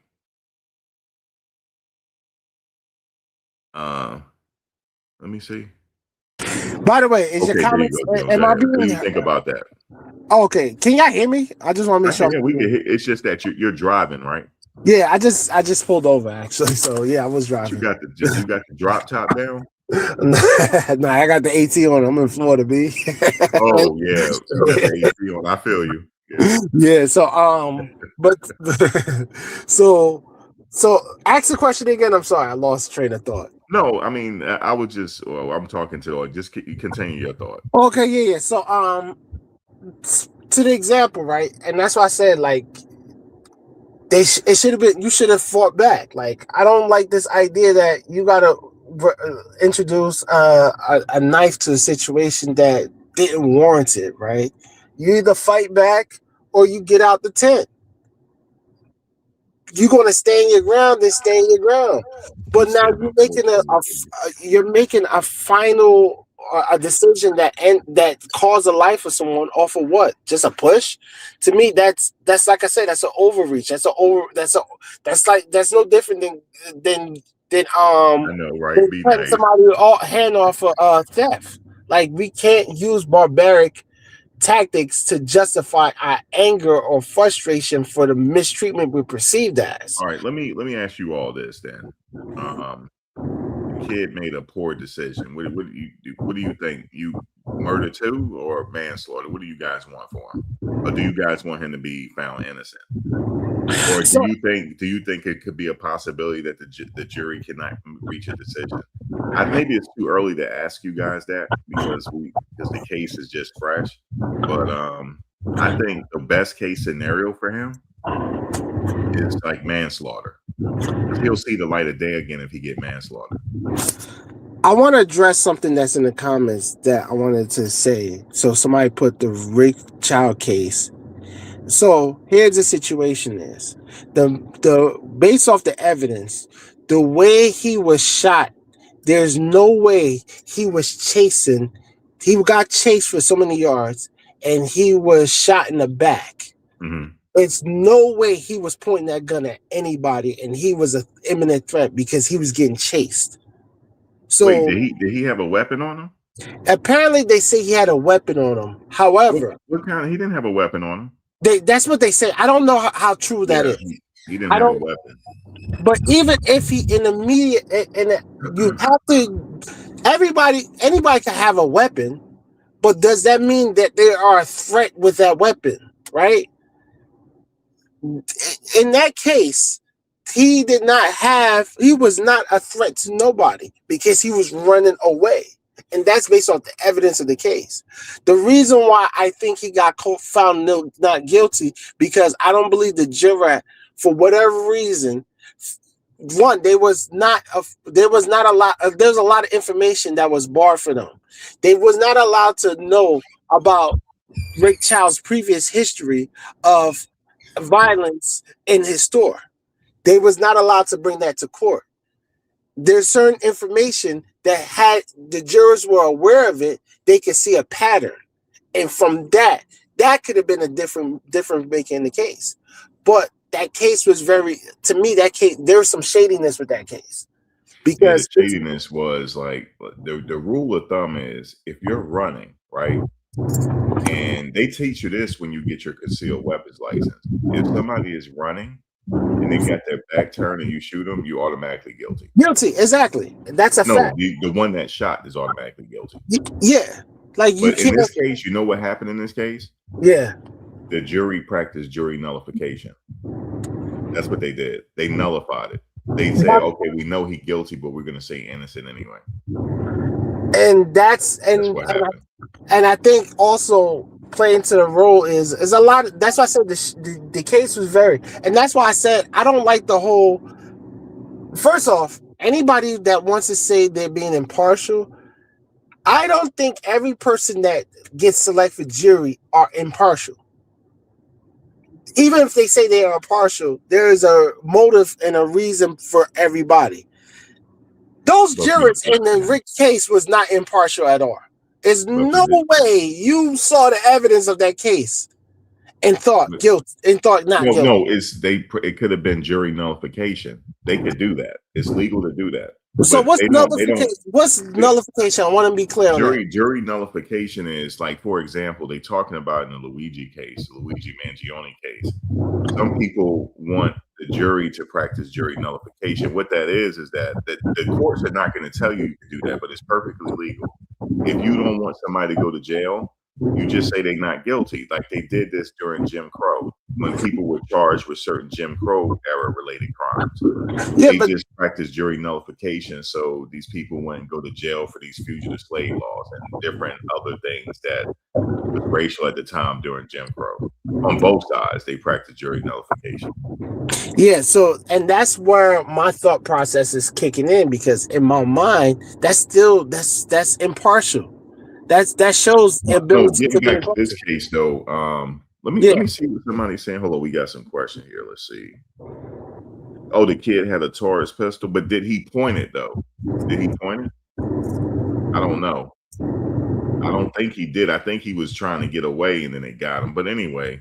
I think from what I heard, and they say he did have a weapon on him, but he was not a threat running away. No, because you cannot run away, get hit in the back, and you're a threat. That's unfortunate. I understand the owner. Sometimes the owner. So what the jury did was, guys. So what happened was, okay, so he shot him in the back. There was no immediate threat with him running, but he shot him anyway. So the jury knew that, but they didn't want to put the guy away. So they practiced jury nullification. But that's what I'm saying. From my point of view, that shows those jurors lack the ability to be impartial, because part of being partial. Well, they're human, so. Yeah, and that's why I don't like the idea that the reason why they didn't pick jurors because they can be impartial. Because the truth is, most jurors are not going to be impartial. Like I obviously, any person that says I can't be partial, then yeah, of course they can't put you on juror. So I get that, but most jurors are not impartial because everybody has their own bias. Okay, but let me go to what somebody said here because they flipped it around. So I want to talk about that because I forgot to mention it. So obviously there is a racial component to this. Let's say if it was the other way around, one of the twins stabbed Carmelo. And the truth is, if I look at it from both sides, because I'm gonna say it the same way. And I'm glad whoever comment that made that comment, because I do think a lot of people feel different. Because let's say a white kid just acting strange goes into a camp, to a tent from another school that he doesn't go to, and he's acting strange, and the captain of the captain was a black kid, asked him, was nice about it, and then got threatened. He pushed him, and he got he got stabbed and was unalive. This would be a slam dunk white kid guilty. Slam dunk. and anybody says that's not is racist. And the jury is Well, in Texas, well, we're this. talking Texas. No, Texas, no, but, they don't give a damn what color you are. no. I'm They saying love no. putting people away. No, but what I'm saying is the energy based off the information, it would be a slam dunk case, and anything that being slam dunk it would be seen as they're caping for the white kid. So in reverse, that's why I said I do think that based off this information, yeah, that's murder one, and now it's up to the defense to put doubt in that or introduce information that contradicts that. Well, let me get back to this. So in the jurors, so somebody brought the makeup of the jurors, so they don't have no black jurors on the panel. So they have all white and they have people of color, so meaning non-black, Indian, Latino. But see, that's the problem I find with these cases, because they will say, "Oh, it's not a all white juror," but I don't understand how they can't find well. Did you hear the story? One black juror, not one. Well, did you hear the story on that? They said that they were asking them, and they said they can't put the black kid away. They can't put him away. So, but I have a problem with that, because that supports the idea that every black person is a monolith, and all we are is people that those people were. Yeah, but how many black people that showed up for jury? Like to me, that don't sound right. That sounds like a good excuse. Like I'm questioning that, because I feel like that's a great excuse to justify you not picking a black person.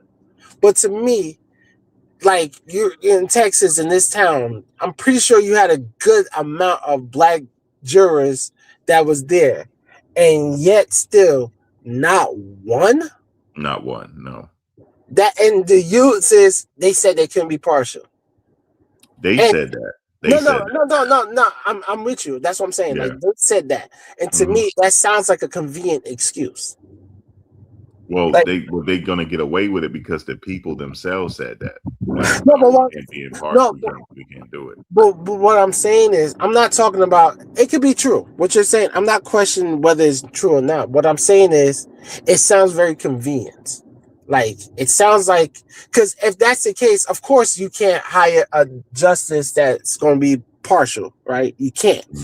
They gotta be. So to your point, if a juror says I can't be partial, then you can't put them on the. Okay, let me ask this question real quick. Yeah. He said, "How Carmelo at his age supposed to know what is excessive? Ignorance is no defense in the courtroom." Yeah, that's not it. Ignorance of the law is no defense in the courtroom. That's your answer. That's not it. In Texas, they treat 17-year-olds as adults. So a couple things. Number one, that's not it. He's old enough to know better. He's old enough to know better. Like, come on. At 17, I know what excessive is. Like, come on. Like, so yeah, he's old enough to know what excessive is. Let's not use the innocence here, and the truth is the court system is not going to do that. And I want to go back up to what they said, where Wetzel said they cannot prove the kid did not turn back and point the gun at the child, although that may have never happened. The basis of a murder case is to prove that this person is guilty without a shadow of a doubt, right? Now, you cannot sit here and make an accusation that this person did something that the evidence in the ballistics does not say he did. So there's no evidence to say that. So the reason why, and I agree with Max, where he said it was jury nullification. It was they refused to put him behind bars for this. Especially when I think about that, this guy has a history of violence towards people who he perceived, black people who he perceived was stealing. Whether they were stealing, not stealing, there's a video of him slamming a girl in his store. So he has his known history for this. But yet that was not allowed, the jurors was not allowed to hear that. Mm-hmm. That is fishy, because I don't see how that can't be evidence to determine Yeah, whether sometimes this because person. that could be highly prejudicial to the victim. So they probably, I could see why they threw that out. Yeah, but at the same time, that's a history. Think about it. If I haven't, if Yeah, but that shouldn't, that they shouldn't use that in their determination on that guy's innocence or guilt, because the guy shot him in the back. It don't matter if he got a history of stealing or whatever. no, that's Was still it no. justified I'm him not getting talking shot about in the the back? stealing. No. What I'm saying is the owner, Rick Chow, has a history of committing violent acts to people he's Right. perceived as stealing. So what I'm saying No, is, what I was saying to you is they probably said that was highly prejudicial on him for the jury. yeah, but what's I the know it point? seems suspect. I know it's Yeah, suspect. that's what I'm saying. That's what I'm saying. It's suspect because that plays a part in knowing if someone's guilty or not. Because if this person has a history of doing stuff like this, that plays a role into them being guilty. So that's why I said that's suspect to me. It is suspect. I can understand the clause and why they chose not to put that out. Let me get back to, what's interesting here. I'm looking at some of you guys comments. You don't care if the guy touched him and he stabbed him in the chest. You don't care about that because you picked a side here, and I get it. That because the country is somewhat still divided. You know what I'm saying? So people, and can you mute Joan? Gotcha.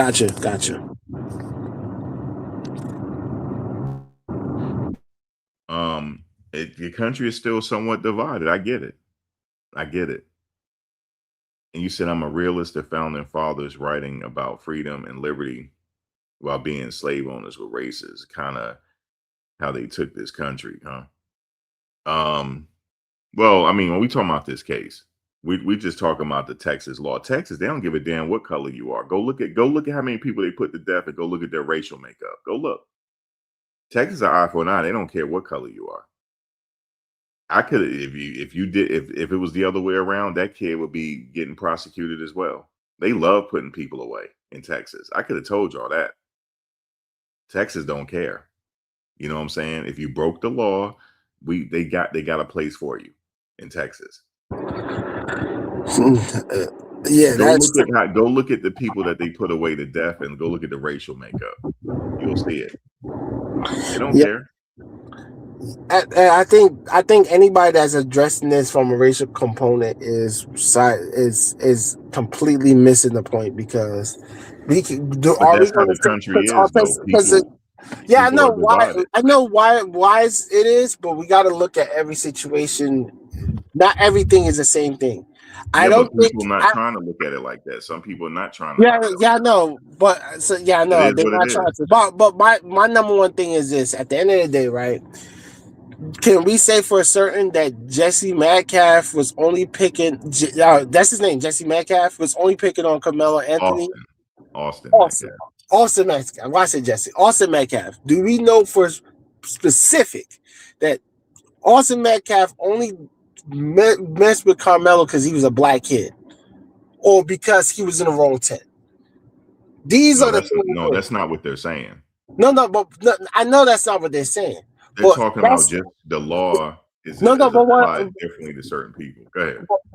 But in this situation, I'm only talking about this situation. The fact that we cannot say for a fact that Jesse only instigated the situation with Carmelo, not why I keep Austin. I'm sorry, I keep saying Jesse. Austin didn't instigate the matter of fact with Carmelo because he was black. It was because it had nothing to do with race. Then we cannot use race in it, because unfortunately the situation was not a racial situation. However, I do get how people are going to view it, and people already pick their sides. For me, I gotta get back to the show. Can you call back? No, I'll log off, man. But I appreciate you letting me up, man. I definitely. I'm gonna be on here for a minute, but I wanna, if somebody else wanted to come up. No, yeah, go ahead, do your thing, man. I'm gonna drop that. All right, man. Peace. Man, good talking to you as well. All right, no, good talking to you, Jones. Well, I want to get back to some of the comments here, because I don't want y'all to think I'm ignoring you. Damn, I got to scroll all the way up. Unless y'all cut and paste it, because it's kind of like I missed a lot of it. they're going to run that tent narrative in the ground and overlook Austin. Okay, I'm agreement with you. You know how your parents say, always keep your hands to yourself? You remember that? I'm in agreement. You're supposed to keep your hands to yourself because you don't know what's going through somebody's mind. We don't know what was going through Carmelo's mind. You have to show people respect. Now, what they should have did was go to a grown-up, and then if the grown-up couldn't handle it, then you call the authorities if he didn't want to leave the tent. Because something could mentally be going on with him that something needs to be addressed. Something mentally could have been going on at that particular time. Right? So I'm in agreement. Just don't put your hands on him. If he said, yeah, come over here and something about to happen, come over here, then that's when you're not supposed to go over there. Because I'm assuming, like, if it happened to me and he reached in his bag, said, yeah, come over here if you want to, I'm thinking he got a gun. Okay, so I'm definitely not going over there. I'm going to get on 911. What's your emergency? We got somebody over here threatening us. And we wouldn't be in this situation. But how, you know how teens are, they hot-headed. That's what happened here. You said, what does Juneteenth have to do with this? Well, y'all talking about Juneteenth. They talking about all types of stuff up in this chat. I mean, this is what it is. What's up, Chantel? You said Trump hasn't changed. What did Trump got to do here? He's supposed to be at the game Monday. That's gonna be crazy. I knew he was gonna show up. He want a part of the action. Okay, because he's a New Yorker. And the last time he saw the Knicks in the championship was in 1975. That's the last time he saw it. So now he wants a part of the action. It's going to be crazy. It's already crazy up there. Now here come the Secret Service. Oh my God. It's going to be gridlock in the city. Gridlock. Now that he's coming, because then they're going to shut everything down so he get up and get in there. It's going to be crazy. But yeah, I know Nixon for Jones. I'm going out there. I'm crazy enough to go out there if they win game 4. And I'm going to record everything. Bring the National Guard because it's going down. But yeah, so guys, I can understand every side of this argument. Trust me. I can understand every side of the argument. He shouldn't have had hands put on him. Okay. You're supposed to go get the grown up. If he's not supposed to be in your tent, go get a coach or a grown up. Because he could have been going through something. Have anybody ever thought about that? What was his mental state at the time? But see, in Carmelo's defense, he thought it was self-defense because he told the cop, no, it's not alleged. I did that. It's not alleged. I did that. But he don't know that the Texas law is kind of, it might not be self-defense because the thing is, under the statute, that person, you know what would have been justified for this case? If Austin had choked him out. If he had put his hands on his neck, choking him out. Yes, it's justified to stab him at that point. It's justified. And we probably wouldn't be here right now because he said he was choking him out and he was losing conscious and then he stabbed him. It's justified. That's self-defense. Now, some people might say, well, Max, Austin was about 6'1", 200 pounds. And Carmelo is a little shorter, right? And way less.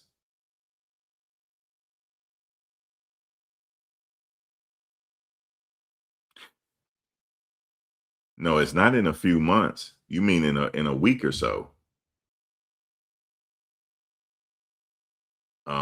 Let me go back to your comment. Blazer, you said in a few months, Carmelo will be forever in the custody of the TDC, Texas Department. I mentioned that earlier for people to Google it. Guys, Google the TDC, Texas Department of Corrections, and go to incarcerated individuals and go to pending executions. Go look. Texas off the hook, man. Texas is one of those states you don't want to commit no crime in. They don't give a damn what color you are in Texas. They don't. They don't. Oh, you kill somebody? Okay. Well, you going over here to the Pulaski unit. It was this white guy. Watch this. Texas, let me tell you what Carmelo is dealing with right now. I want you guys to Google Cameron Todd Willingham. He was a white guy. They put him to death in Texas and he didn't even do it. And they found out after the fact that he didn't do it. You know what Rick Perry said? Well, he was a bad guy anyway. That's what Carmelo's dealing with. Okay? And this was a white guy. Cameron Todd Willingham. He was accused of arson that killed his 3 daughters during the holidays back in the day. And the fire chief came out and said, wait a minute. Fire science person came and said, wait a minute. This wasn't caused by arson. This was caused by an electrical fire. But guess what? He was already put to death. You know what Rick Perry said? Well, he was a bad guy anyway. That's what Carmelo is dealing with. Y'all understand me? I know how Texas get down. They don't give a damn what color you are. They like to get you. I had to say it like that because they like the boogeyman in Texas. Texas is a boogeyman state. They don't care what color you are. They gonna get you. Okay, let's hear this, Bradley. You said according to the guy who saw the video, they followed Melo outside the tent and surrounded him. Then the incident happened. So you're trying to say they jumped him? Because if they jumped him, he's going to be walking free. You get that, right? He's going to walk free if they jumped him. Texas like to fry wet seal TV. You already know that. And you know what else they do? They're very sadistic, guys. They're very sadistic in Texas. You know what they call George W. Bush, the former president of the United States, the son of George Bush Sr.? You know what they called him? The Texecutioner. You know what they call former Governor Rick Perry? The Texecutor. You know why? They signed more death warrants than any governor in the union. They signed more death warrants between both of them. I think Rick Perry beat George Bush out, though. He signed more death warrants. Okay? They had nicknames, the Texecutioner and the Texecutor. Go look it up. Texas is a crazy state, bro. It is. That guy, Cameron Todd Willingham, he didn't do it. And guess what? All they had to do was just have an investigator come out and look at the fire. They didn't want to do that because he was a bad guy. They got him and went ahead and put him to death. And then found out, oh my God, we put the wrong man to death. We shouldn't have did that. Well, he was a bad guy anyway. This is what Carmelo is dealing with. These people are sadistic. They don't give a damn what color you are. They don't. And then this other guy was a white guy, right? They almost put him to death 3 times. They look, he got so close, they hooked him up with the needles and everything, laid him on a gurney, and they said at the last minute before they pushed the button, he got a stay of execution. You know how mentally effed up that is? They did it 3 times to him. Finally, the 4th time, the government said, okay, we can't do this to him no more because it's a matter of, I think it went to the Supreme Court. They said, look, this is inhumane. And then there was another case where they botched it. The guy was sitting there saying, I'm tasting it. It hurts. It tastes, I'm feeling it. They gave him more. Okay, guys, you got to really go look at the TDC website. And I'm saying to myself, oh my God, he don't know what he got himself into in Texas. But I can say this, if this make people feel better, my opinion means nothing. It's up to the jury because we don't know. The jury might feel that he's innocent. Okay. So we have to wait for the jury. They might feel that he's innocent at the end of the day. Am I right, Joe? My opinion don't mean nothing. So he could be innocent at the end of the day. Just like somebody said, they fall him out the tent. It could be that they jumped him. Now, my thing is when they jumped him, were they stomping on himself? Yeah, he could up and get the cutting if he wanted to. That's self-defense. Because what if they stomp him in his head? You stomp him in the head the wrong way, he could die. So yes, he could have a reasonable suspicion that his life is on the line and is justified at that point. So we'll see. We'll see what happens. But yeah, this is a pretty rough case, man. Like, I knew it was going to be that way. People are divided on this case. Like, Max, no, it's they treat us differently. I get it. They do have a different agenda. These cases make broad attention. It makes national news because it's involving a racial situation, and the media loves to run with it. So yeah, I get it.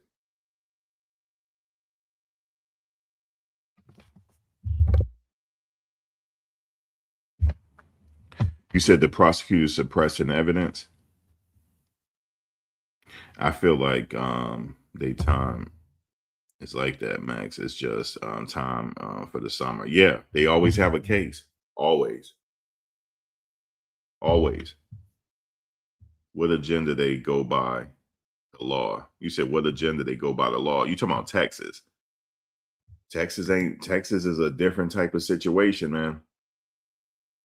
They put an innocent man to death in Texas, and they did it twice that I know of. Okay, and they ain't even apologize. So Texas is I don't lie, man. Listen, you don't even steal nothing out of Texas.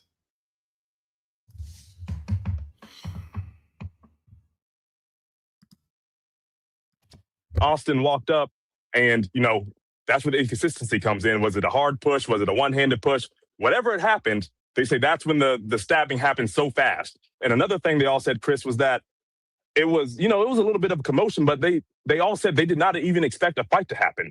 One girl testified, and she was at the tent next to it at Liberty High School, maybe 20, 30 feet away. She heard the argument going on, but she thought it was just boys being boys, and she went to go watch the 3,200 race. And by the time she walked down to the fence, Austin was stabbed. And, the prosecutor asked her, if you're a teenager, if you expected a fight, teenagers are going to pull their phones out. We've seen fights before in high school. It's like watching a wrestling match. You're not going to turn away from that. But everyone seemed to turn away. People were on their phones, scrolling TikTok, scrolling Instagram, not really concerned with what was happening. They heard it happening, but it wasn't to the point where they thought this would be the result here. Yeah. And it's just, you think too, for all these kids who are testifying today, these teenagers, I mean, they've probably lived and thought about this moment going into this courtroom, facing Carmelo Anthony and saying this ever since this happened more than a year ago. The 10 culture stuff, I noticed that keeps coming up. That seems to be like a constant theme. And the other part too that stood out to me, just looking at some of the notes from today, is how many of them bluntly said in court that they did not believe that this was self-defense. And it just seems like that is something, if you're a juror, I mean, that, from the defense standpoint, that's got to be something that gets, at least I would assume his defense attorney frustrated, where you're having these witnesses, the people who are there looking at jurors and saying, I do not believe that this was self-defense. How did the defense today handle these witnesses that the state put on the stand? Yeah, Chris, that was one thing that stood out to me when I was sitting in there. I was actively thinking about it as the proceedings were going on, was that under cross-examination, the defense was not really attacking these students aggressively. I don't know if that's a strategy move, given, some of them are minor, some of them have graduated, going off to college here in the fall, but they weren't really going at them as hard as I expected them to. I would imagine you have a couple of teenagers, you're trying to slice and dice their stories, find every inconsistency that you can find. But the thing about it is they were essentially asking the same questions that the prosecution was asking. And the kids were just reiterating what they'd already said under direct. So it's a very interesting strategy to me, Chris, because, I always looked at cross-examination as you're trying to essentially cross somebody up to go in the favor of your client on the defense's side. So real lack of aggression here. But of course, we're only on day 2. We don't know what they're playing for their case once that comes around, what that's going to be like. Of course, maybe it'll be more intense than we think. But right now, Chris, it just seems a little pulled back. But we'll have to see as the trial continues. Yeah, it seems like they're just trying to maybe weather the storm, a little bit with these witnesses, because these are witnesses that were under Austin Metcalf's tent. These were Austin Metcalf's friends. And I don't know if the defense has brought that part up. I did notice that they've brought up Carmelo Anthony's size multiple times, that he is smaller than Austin Metcalf. I think Austin Metcalf was like 6'1", 6'2", 215. Carmelo Anthony maybe like 185, right? I mean, I know he played defensive back. I think Austin Metcalf was like a linebacker or a defensive end. So there's like a little size difference, but I don't know, when I hear them talking about Carmelo Anthony's size, like he was a football player, he was an athlete. I know he was looking to play college football. I just don't know how strong of he was giving some weight up to Austin Metcalf when he had a knife, whether that's something that might really resonate with the juror. Yeah, Chris, and I hear that too. And actually, they say he's smaller than 185. They say he's around 145, 8. Okay. So what they're trying to he's do. a lot smaller. Yeah, I mean, I look at him and, you know, he looks like an average size kid when I walk past him. Clearly, you know, a little thinner, but he's still essentially a grown man. He's still 18 at this point. He doesn't look like a child, but neither here nor there as far as that, Chris. I think where they're going, they're trying to show some kind of stark disparity. Okay, we got the two twins over here that, again, 6'1", 6'2", 215, burly boys, linebackers, all of this. But they're trying to make them out to seem like these big bullies, I feel. Like they were asking one of the students on the stand today, well, you know, if you were to walk up on Austin Metcalf, would you feel threatened or intimidated? And he just responded. He was like, I don't know about intimidated. He was like, I probably wouldn't pick a fight with him, but it wasn't like he was, you know, walking up like a giant and being, you know, abrasive about things. But I think that's just what anything they're trying to throw at the wall here, Chris, to show aggression on Austin Metcalf's side, trying to aid in that self-defense claim that they're having or presenting for Carmelo Anthony. Because one other thing that I kind of noticed as well, because I remember when this case first happened and the police kind of laid out this fact that like the track meet had been delayed because of rain, and maybe Carmelo Anthony went into the tent because it was raining, but it also doesn't seem like from the testimony that it was some like monsoon that was in the area where everybody was taking cover because it was coming through. And actually, one of the things they pointed out is that it wasn't even an actual rain delay. There was confusion. There were athletes warming up. They had put rain delay on the billboard, on the scoreboard, but that wasn't true. It wasn't even official. So every officer's account, every trainer who was out there, every coach, every athlete, they all admitted, yeah, it was drizzling. The drizzle picked up, you know, a little as the day went on. But as far as the morning goes, it was just a really wet morning. It rained overnight. They say the rain didn't really start until after the stabbing happened, because one of the former coaches who actually testified yesterday said he kneeled down. He was the head track coach, actually. He kneeled down with Hunter Metcalf, the twin brother of Austin, to pray, you know, after this happened. Of course, there's a lot of emotion in this moment, a couple of minutes after your brother's been stabbed. And he said as soon as he kneeled down to pray, that's when rain really started to come. But all before that, by all accounts that we've heard so far on the witness stand, there was not really raining at all. It was just wet and misty, just really a yucky day. So, you know, there are people out there with umbrellas. There are people without umbrellas. So, and the defense keeps asking the witnesses, are you aware that Centennial is the only team that didn't have a tent that day? Alluding to the fact that, you know, maybe somebody doesn't want to stand outside and get drenched, you know, just get drained in rainwater. But that doesn't seem to be the case here. And as you're kind of watching and taking in what's happening in the courtroom, I mean, these are long days. I mean, I think Yeah, I just wanted to listen to a little bit more of that. And yeah, people are testifying that it wasn't really that big of a deal. So if everybody's testifying to that, yeah, it's not looking good for him. It really isn't. It's going to look like it was excessive.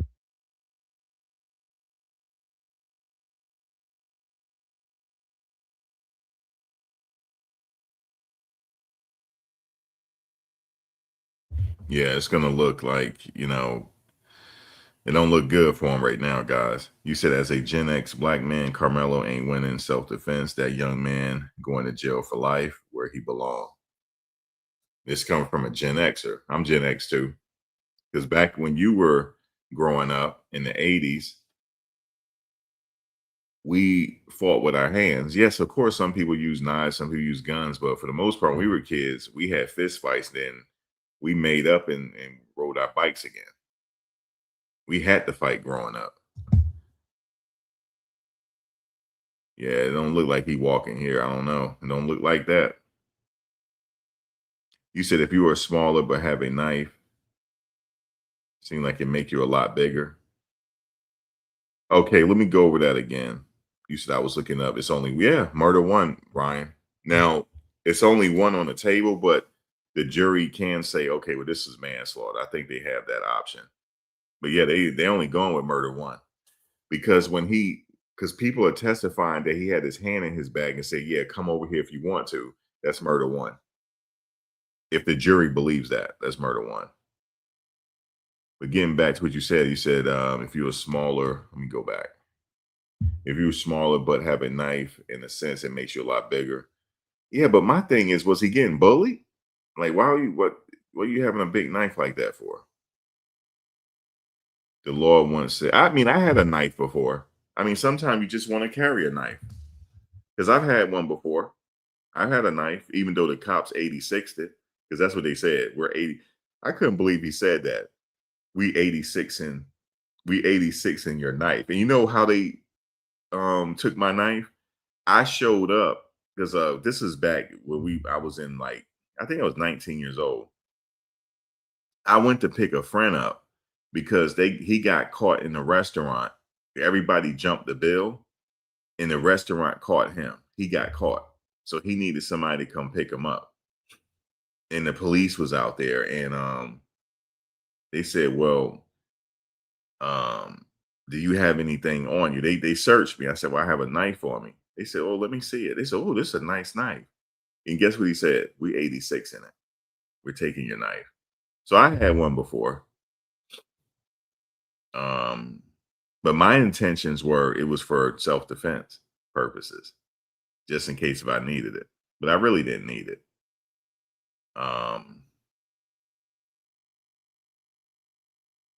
But yeah, they can find him guilty on a lesser offense, whether it's like manslaughter or whatever the case is. But they're going for murder one, though. You said as a millennial, we fought with our hands as well. A lot of people did. A lot of people did. And sometimes you took L's and sometimes that's it. You know, when you're in school, you get to push at each other, and then next thing you know, a couple days later, you're friends again. You say, yeah, anyway, yeah. So it's not a big deal that he carried a knife because I was just thinking about that. Because I carried one before.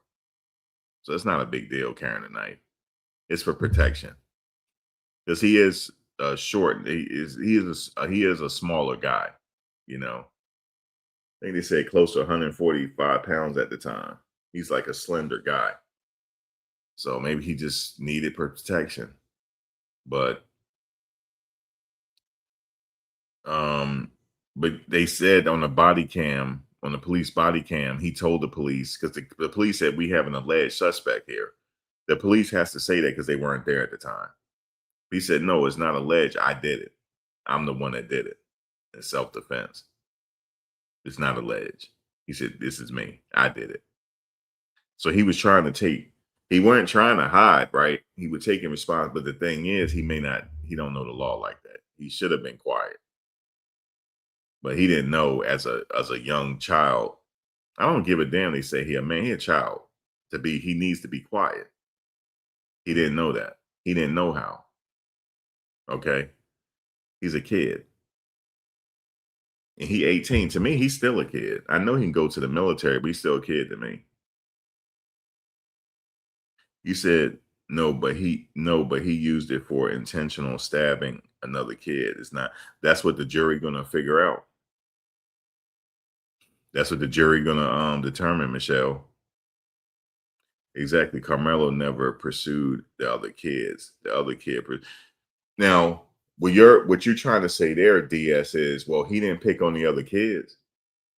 He only hit that other kid up. He didn't come in there and start with nobody. He just went in there and sat down. And see, here's what I think will happen here. Hey, Medea, let me tell you this, DS, since I'm glad you brought that up. Okay. What I think happened here is two teenagers got hot-headed. That's what, yeah. I ain't going nowhere, MF. You know what I'm saying? No, first he probably said, hey man, you gotta get up out of here, right? No, I ain't going nowhere. Make me. I ain't going nowhere. Oh yeah? Oh yeah, you ain't going nowhere. Well, how about I get you up the F out this MF? I'm not saying they were MFing each other. I'm not saying that, but getting hot-headed. You know how teenagers are. Yeah, come over here if you want to, MF, do that. Oh yeah? Being a football player. Oh yeah, you calling me out? Okay, let's get it. Boom, done. That's what I think happened. They got hot-headed with each other. Okay? They got hot-headed with each other, man.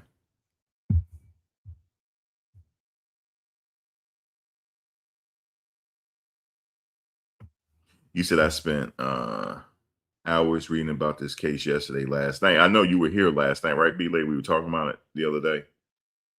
Hey, Medea, you said I get that, but you shouldn't bring out. I know, but Medea, they got high-headed. He said, yeah, come over here. You know, because he's short in stature. You know, the guy big and stuff. He said, I got something for your big. I got something for you, Mr. Football Player. I got something for you. Come over here and get it. Come over here. See, I'm trying to speak how they were talking. Come on over here. Come over here and press me if you want to, and I got something for you. Oh, yeah? You ain't gonna do nothing, you little bitch. You ain't gonna do nothing. And then went over there, happened just like that. You said in Texas, they can Mirandize and question minors without parents. Crazy, Joe.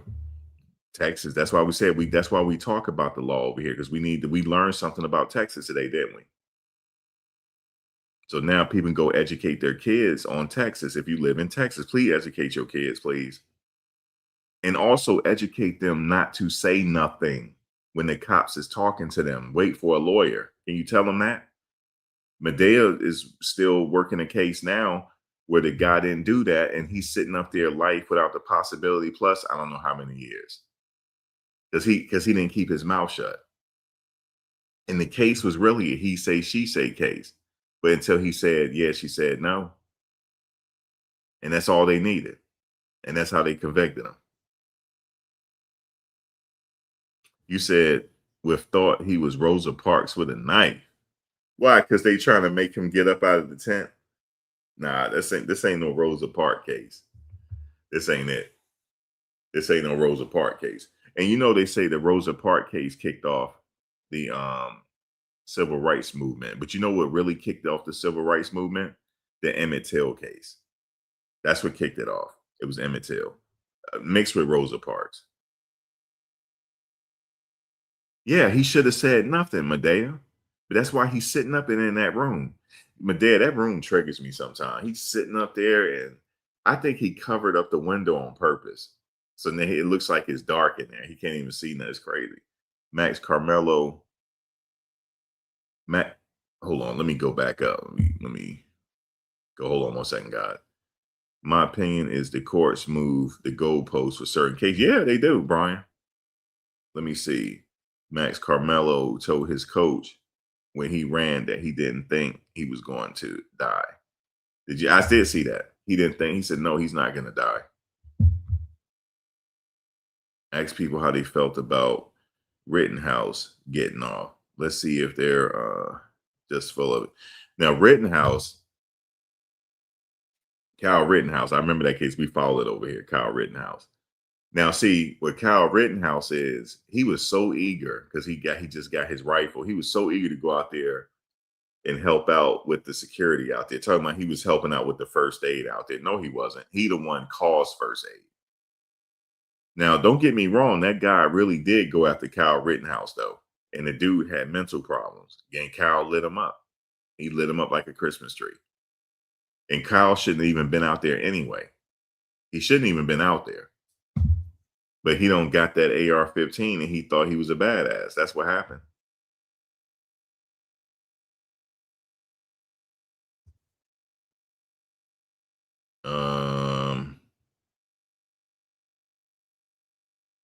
Always remain silent. Anything you say can and will be held against you. Like I said, he should have gone for a leg or arm. He ain't do that, B-Lady. He didn't go for the leg or arm. He went straight for the chest. He didn't go for the leg. If he had went for the leg, he probably in Texas, he probably would have got maybe a year or so. He probably got a year or two. He would have probably had to do it all on community service. It's assault, first degree assault. But he wouldn't have been facing life. But it didn't happen that way. You said my point is if Kyle was black, he wouldn't have. Yeah, but he killed a white person. That ain't had none of that. Wasn't racial there. But I get your point. You said if Kyle was black, he wouldn't have. The jury would have found him guilty. You know, I read an article No, I didn't read an article. This was in my psychology class. This was in my abnormal psychology class. Did you know people perceive certain criminals differently by the way they look? You can Google it real quick. It's an abnormal. I've learned in abnormal psychology. People perceive criminals differently depending on how they look. Perfect example. A lot of women back in the day thought Ted Bundy, the serial killer, was a hunk. Back then they used the word hunk. Oh, what a hunk of a guy. He's a hunk. All right. He remind people of Tom Selleck or some shit, right? What a hunk. The women loved him. Just like with Luigi Mangione. The women see him as beautiful, right? And handsome. And they dare to support him knowing that he shot somebody in the back and killed him. People perceive now if it was me that did that to the guy, the women wouldn't be sitting at the courtroom. They wouldn't be sitting there like that. But because he's way he looked and he's Mangione, they at the courtroom. So people do perceive people differently. I learned it in abnormal psychology. You can Google it. They do. We all do. We all, believe it or not, we all are guilty of that. We perceive people differently based on how they look. We all are guilty of it. All of us. It's just a human thing. Now, for example, you remember, Brian, what was that lady case that we followed? Dalia DiPolito. Remember Dalia DiPolito? And we also followed, it was Dalia DiPolito and also the other lady that was accused of killing. Let's just go with, the lady accused of killing her boyfriend, setting him up. We're driving cross country to get him. Some people seeing her like, wow, look how hot she is. Some guys they didn't care about what she did. They just saw how hot she was or whatever she was perceived to be hot. Jody Arias.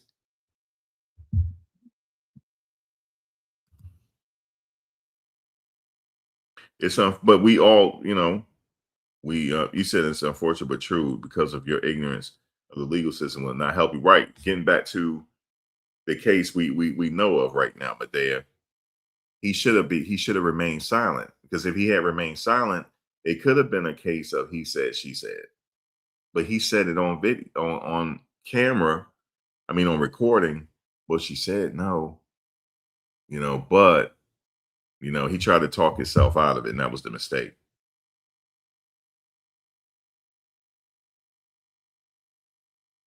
Yeah, you do got to watch him, B lady. But you remember, there's been a bunch of them. Remember Casey Anthony? I know nobody perceived her. Everybody thought she was guilty. I'm not gonna lie to you. Everybody thought she was. Jose Baez got her off. Okay, Jose Baez got her off.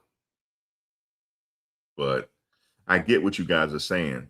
Chantella even said it. It's always a racial element, and you got to look at it that way. You said my friend got into a bar fight in Florida spring break. What happened with your friend? He didn't go to jail, or what happened? Is everything all right?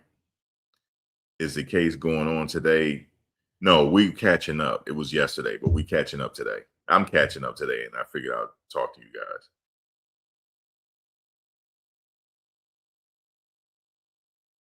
Yeah, that's when Baez got big. Baez got him off.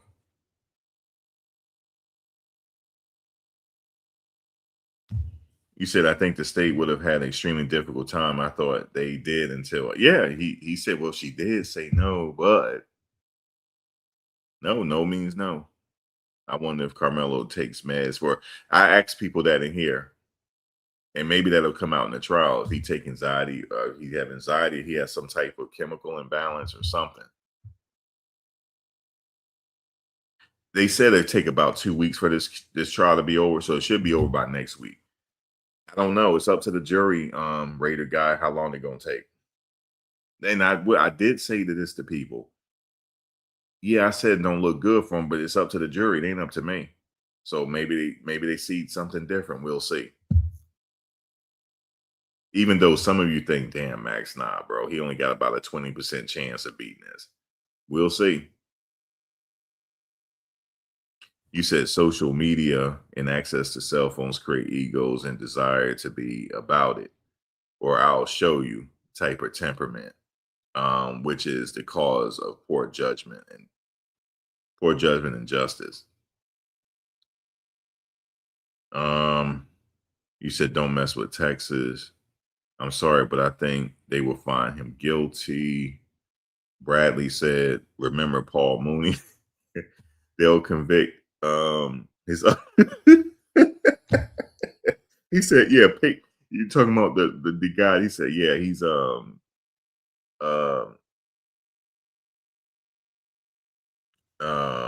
he had multiple personality disorder. They said, yeah, well, pick one. And we're gonna fry your ass. Just pick a personality. Yeah, they don't care. And he always talking about the complexion for the protection for the collection. You said it should be mixed jurors. In this case, yeah, there are mixed jurors. What do you mean it should be mixed jurors? Like jurors with mixed opinions or the racial makeup? I think so too, B. Let me see what B lady talking about. And Ryan, I know they think they are their own country. Yeah, you talking about Texas. I think he's going to be found guilty. Guys, let me look. I went to the Texas death row site. Look, they already put 4 people to death this year. They're going to put somebody to death on September 16th, then September 23rd, then October 7th, and then November 12th. These are the pending executions. All of them are a color for these executions. So one on, like I said, September 16th, September 23rd, October 7th, and November 12th. Those are their executions for the rest of the year in Texas. You said there's a video going around says it's an all-white jury. No, it's like white people in the jury and people of color, Medea, non-black. They said that the black people that they were questioning doing voir dire, they said they couldn't be impartial, Medea.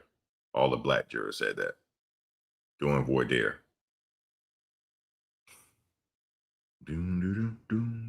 So what do you think about that, doing voir dire? None of them could be impartial. They said none of them could put him away. They didn't even help him. They should have just been on the jury so at least they can hang the jury. They didn't even do that. They said, nah, we can't. I can't be impartial, man.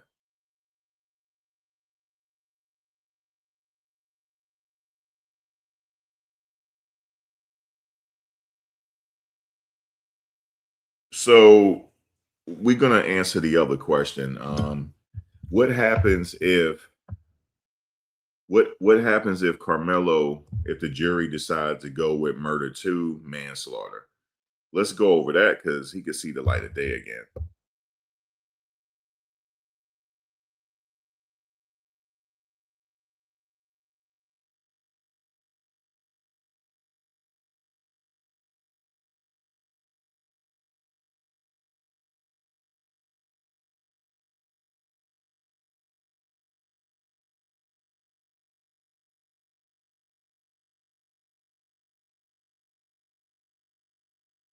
All right, let's see. Let's see what Max, is there an age limit for the death sentence? Nope.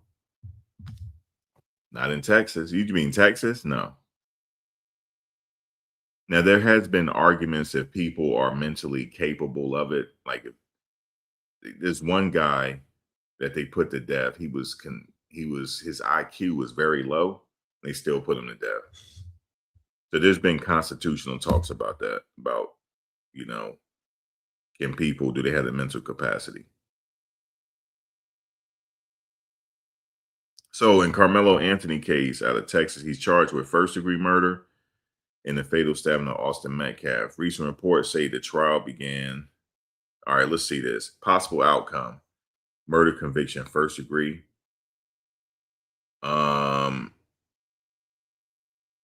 Murder plus sudden passion. Let me see. Yeah, in Texas, they don't call it second-degree murder. like New York or some other states. In Texas, murder is normally a first-degree felony, punishable by 5 to 99 years or life, and up to a $10,000 fine. But Texas has something called sudden passion. If someone is convicted of murder, but the jury also finds the killing happened under sudden passion from adequate cause, the punishment drops to the second-degree felony range, meaning 2 to 20 years. That is probably what people mean when they say second-degree murder in Texas. For manslaughter, Texas law says a person commits manslaughter if they recklessly cause the death of another person. Manslaughter is a second-degree felony, so the range could be 2 to 20 years and up to a $10,000 fine. But Carmelo Anthony is facing first-degree murder, which in Texas carries 5 to 99 years or life. But if the jury comes back with manslaughter or the murder is reduced at punishment through Texas sudden passion rule, the range drops to 2 to 20 years. Texas doesn't really use the term second-degree murder. So that's just for us to know that. Texas it's a crazy state, guys. They don't even like second-degree murder.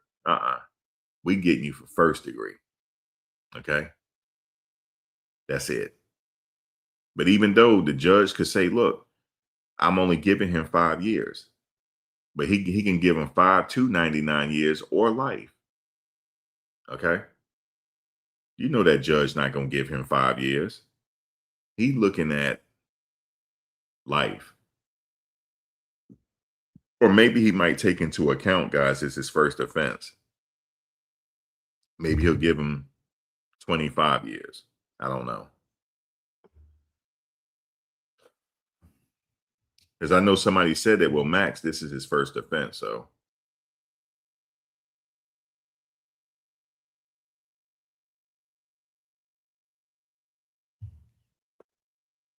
if you look at the voting results, doesn't it look like half supported Harris?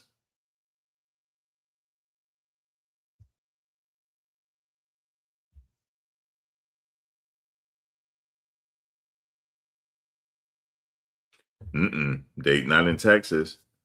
It's just maybe the judge. I'm talking about the judge.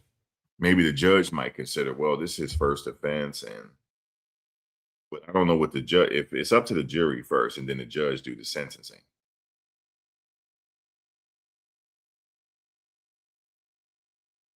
Yeah, the judge determined the sentence.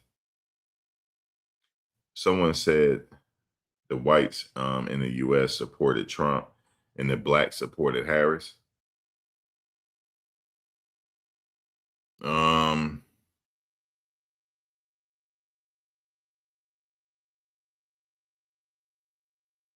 I didn't look up the racial makeup of Trump voters. I didn't look it up, but I know that he did get a substantial portion of the black vote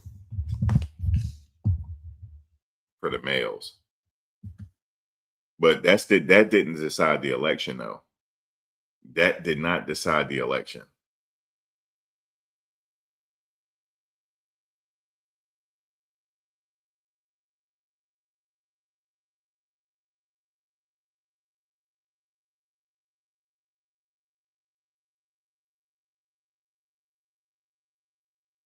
And Trump ain't do nothing that Obama didn't do.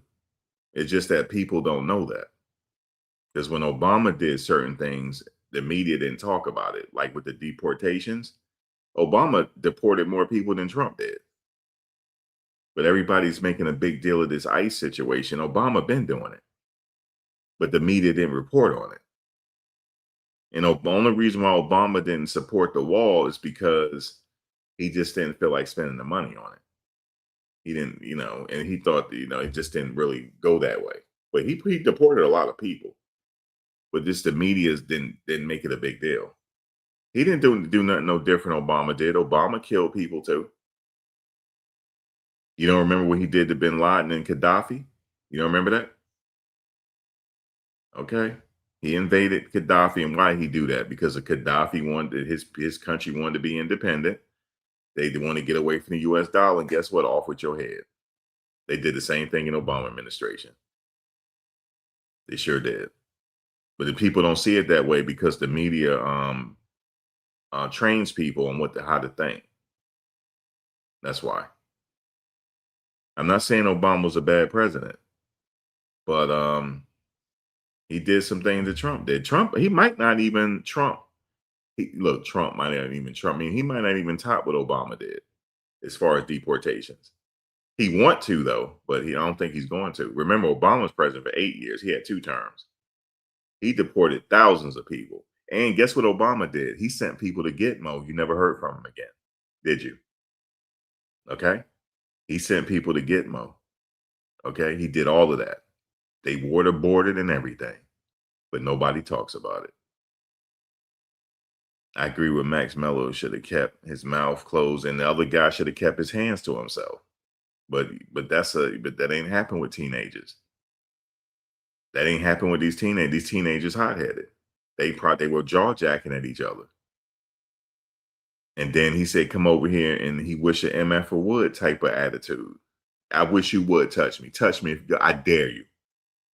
I dare you to touch me. Okay? And got him. It's the same thing happened with Chud the Builder. Now listen, this is what Chud thought. By me calling people the N-word and chimping out, that's not against the law. Yes, it is in Tennessee. He didn't know that. In Tennessee, if you call somebody the N-word, right, and say they chimping out, they consider it that you are taunting. They consider that you provoking the situation. So if the person decide to do something to you and you shoot and kill them, you go to jail for that. He didn't know that. That's the law in Tennessee. It's you can't provoke people because you don't know if people might take you up on it. And also this is why it was against the law, because he said, I got something for you. Remember that one video? He said, I got mace for you. I'll mace you if you come over here, or I got some hot ones for you. That's against the law. So if the person attacked Chud and he wound up shooting, he'd go to jail for that. He didn't know that. Ignorance is no defense in the courtroom. He still can't get out on bail. You know why? The money that he raised, the judge said, no, you're not going to use that. You need to come up with your own bail. Because he got the bail money because he raised it. But the judge said no. And he lowered it to $1 million. He tried to help him. He lowered the bail to $1 million. And I know Chud think it's excessive. Why the bail is $1 million? I didn't kill the guy. It's attempted murder. They charging him with attempted murder. They didn't charge him with reckless endangerment. They charged him with attempted murder. It's $1 million. That's why.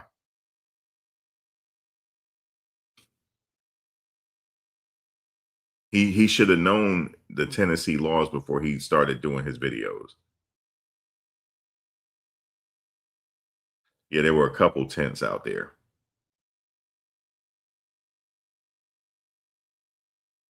So the people said, you can't be in this tent. And I get what people saying, well, damn, like, why didn't he just leave him alone? He want him in a tent, right? You got to get out of this tent. And I ain't getting out this MF tent. I'm not going nowhere. Then at that point, he should have went and got somebody. Like, yo, this kid ain't going to leave our tent, this and that. But teenagers don't act that way. He was going to get him out that tent, okay?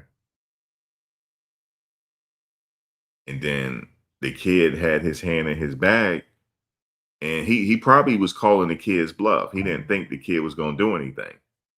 He had his hand in that bag for a reason. I'm taught when somebody put their hand in their bag, they got a gun. Back off. He didn't back off. Yep, that's what happened. He got hot-headed, and this is what happened. Here we are.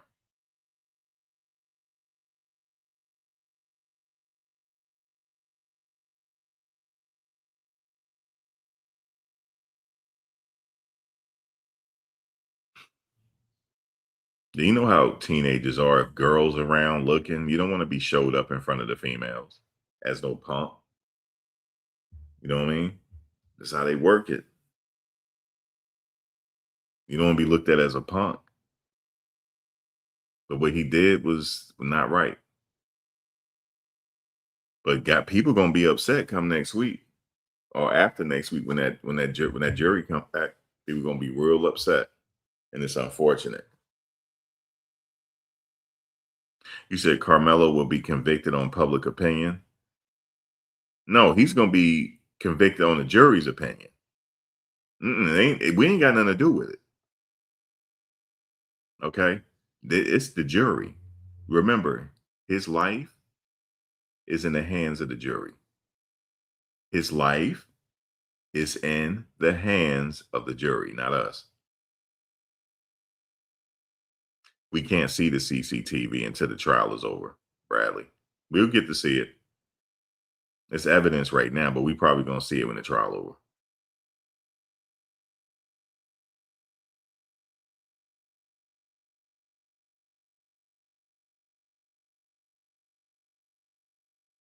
You said true, but so was Casey Anthony and O.J. Simpson. Mm.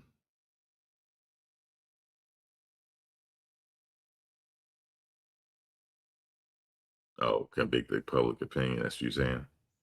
You said, Max, the jury is the public, bro. Yeah, but I'm talking about us, not the. I'm talking about us. Just us talking, DS.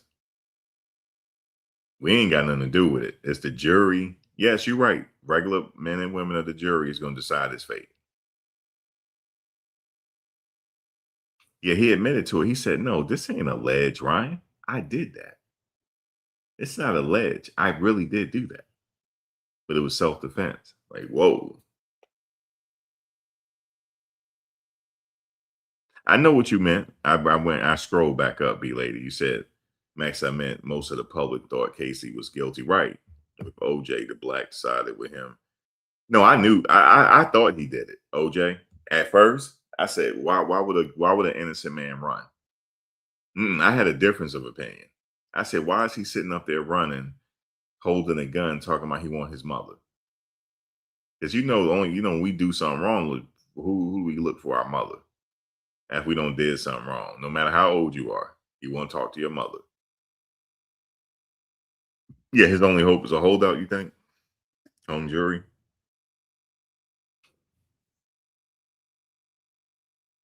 So, yeah, because I'm sitting up there saying, why is he sitting in the back of the Bronx? And guess what happened? It was almost to this day. Let me think about this.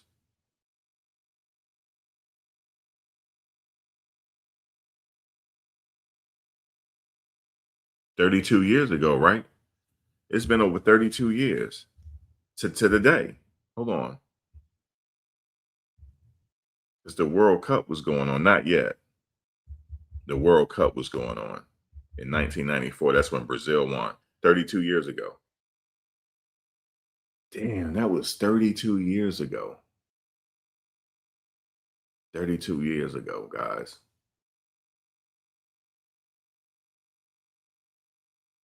Damn. I'm just reflecting on life for a second.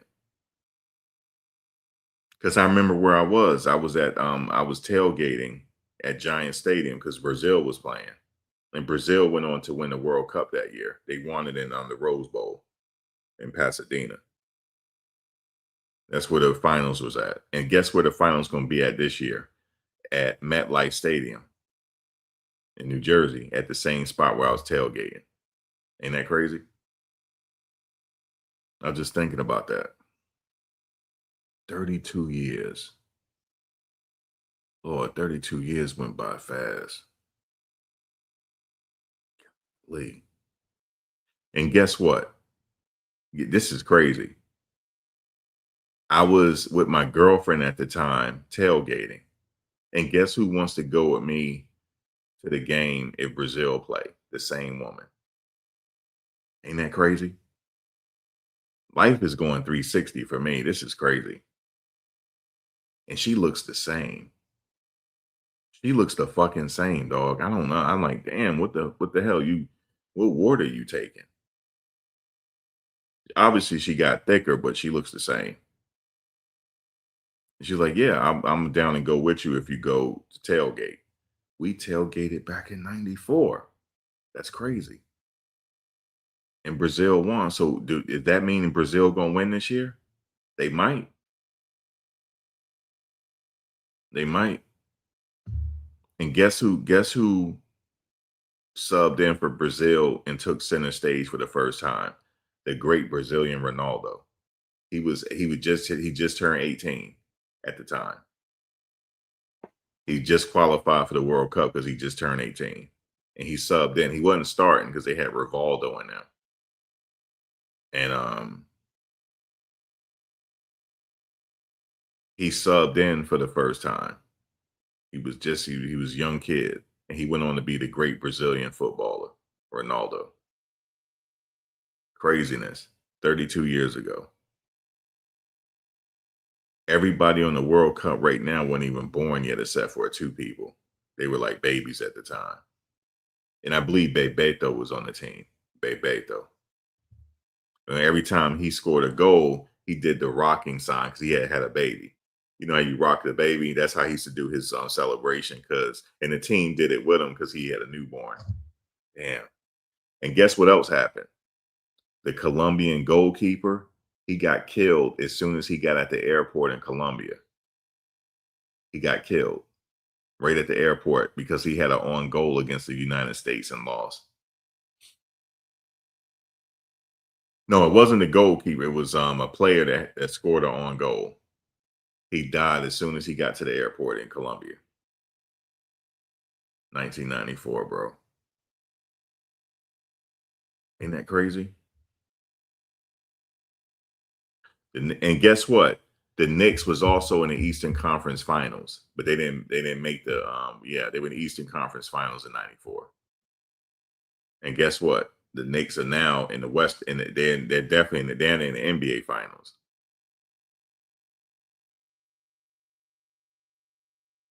You said I have no problem with those who think he's guilty, but I asked the question: would you think that if the races were reversed, and do you judge all cases impartially? I know the mass media. I know I judge all cases. That's what I do over here. I judge all cases impartially. That's what we do over here, Bradley. We just do that over here. That's what I'm known for. But it's not always, my opinion is not always popular because of that reason, because I'm not picking a side. Medea will tell you I didn't pick a side on the Nature Boy case, and people blew me out the box. Medea will tell you they served me on a plate with a biscuit. No, but I'm just speaking because I like what you were saying. But Bradley, they served me on a plate with a biscuit. Oh my God, they got me. Ooh, they got me, boy. They got me good. But that's how I judge the cases. But at the end of the day, even me and Medea was talking about it. He did say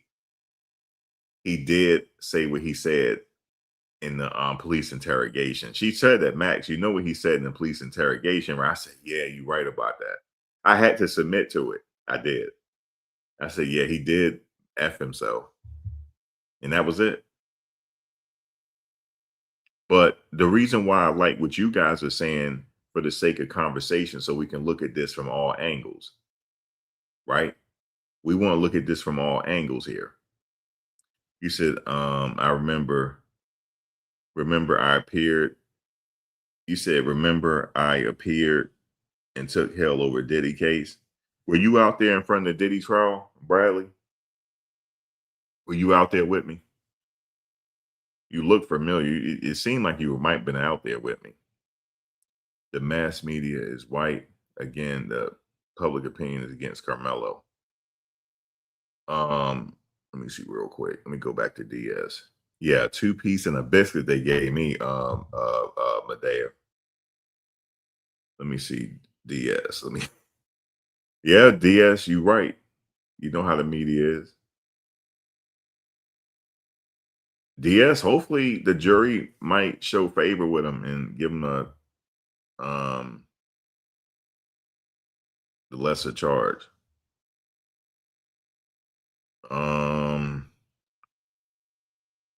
It gotta suck though if it was him, bro. He only 18, man. God, these kids throwing their life away. And what do you guys think about the little Dirt case, if y'all know about that? It looked like he might go away. We will get into that when it happens, though. I was on here arguing over his 3 counts versus. I remember that, yo, Bradley. I remember that. Yep. And they were trying to serve you up in here. You survived it. You survived. You held your ground. No, they're not going to show favor. Bradley, you held your own. And Medea, you said he going to prison. Medea, how much time you think what do you think he gonna get the murder one? MSN just has no decency anymore and is bane on the public. Oh, MSN? I don't even watch them.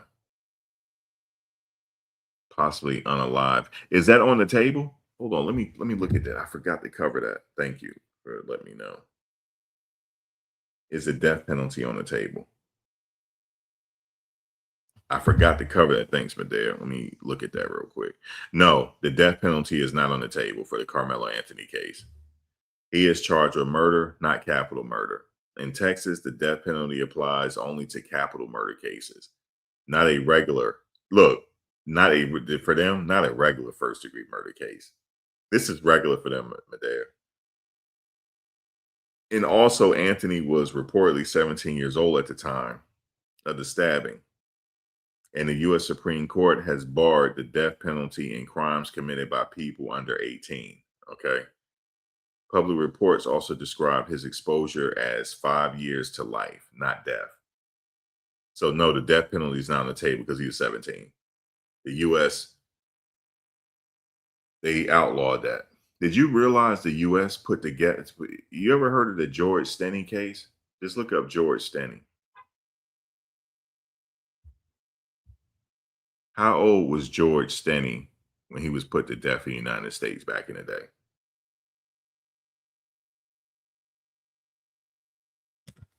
Hold on, George Stenny. Watch this. Y'all ain't gonna believe this. Watch this. Watch how I'm about to tell you. He was 14 years old, and he didn't do it. George Stenny Jr. was 14 years old when he was executed in South Carolina on June 16, 1944. He is widely known as the youngest person executed in the United States in the 20th century. His conviction was later vacated in 2014 when the judge ruled that he had not received a fair trial. George Stenny. And guess what happened? He was so small, they had to stack books so his head can reach the electricity. They had to stack books so he could sit on the books. And the person that was shackling him up almost passed out because he didn't want to do it. Because they knew he was putting a child to death. George Stenny.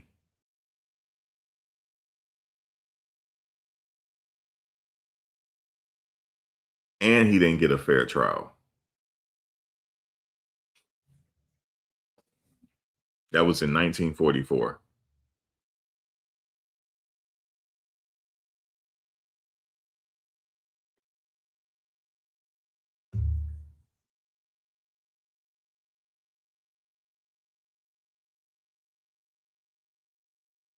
Parents need to educate their children so we can stop feeding the school to prison. Hold on, let me go back. Let me go up. Stop feeding the school to prison pipeline. The good Dr. Umar Johnson, right? You know, there really kind of is a school to prison pipeline, but I didn't succumb to it. I remember my mother, she consciously said, I'm not going to a particular school system. She paid for me to go to private school. And she didn't want me because she realized, she said, this is not good. So for some people defy the odds, right? There's always exceptions to the rule. Some people, they from certain circumstances, but they thrive in life. Why is that? It's just the power of the mind of that person. Everybody don't go to jail. You know, there's exceptions to every rule. You said, I got hella work over OJ Simpson.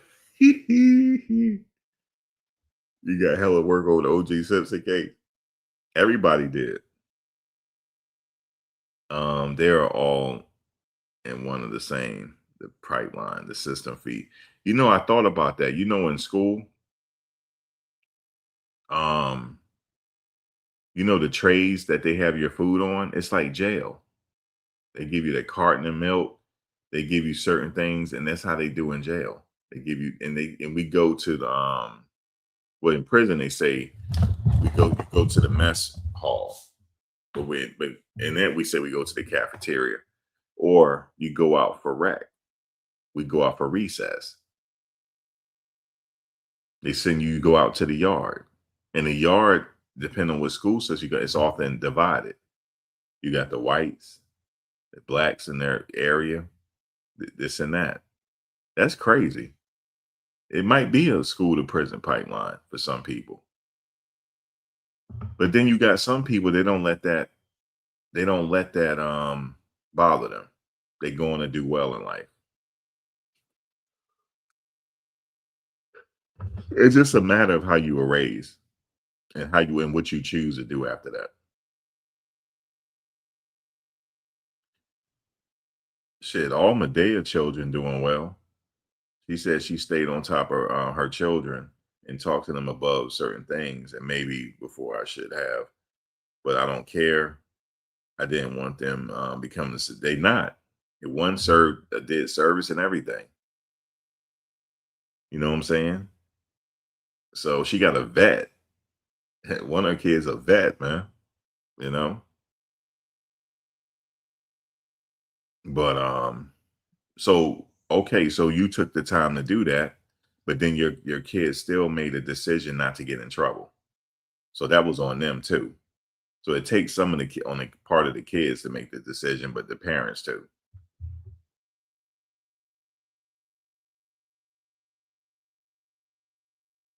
She said your oldest son is dark skinned, and we went over with him the time again about what to do if pulled over, how we had to get a college degree. Max Carmelo police report online. Okay, thanks. Let me check it out, Max. I worked in the prison system for 28 years, retired now. Oh, blessings to you. So, you know, you're a vet too, then. You worked in the prison system for 28 years. Okay, I'm glad you're here. So we're going to need you throughout this case, DS. We need your expertise here.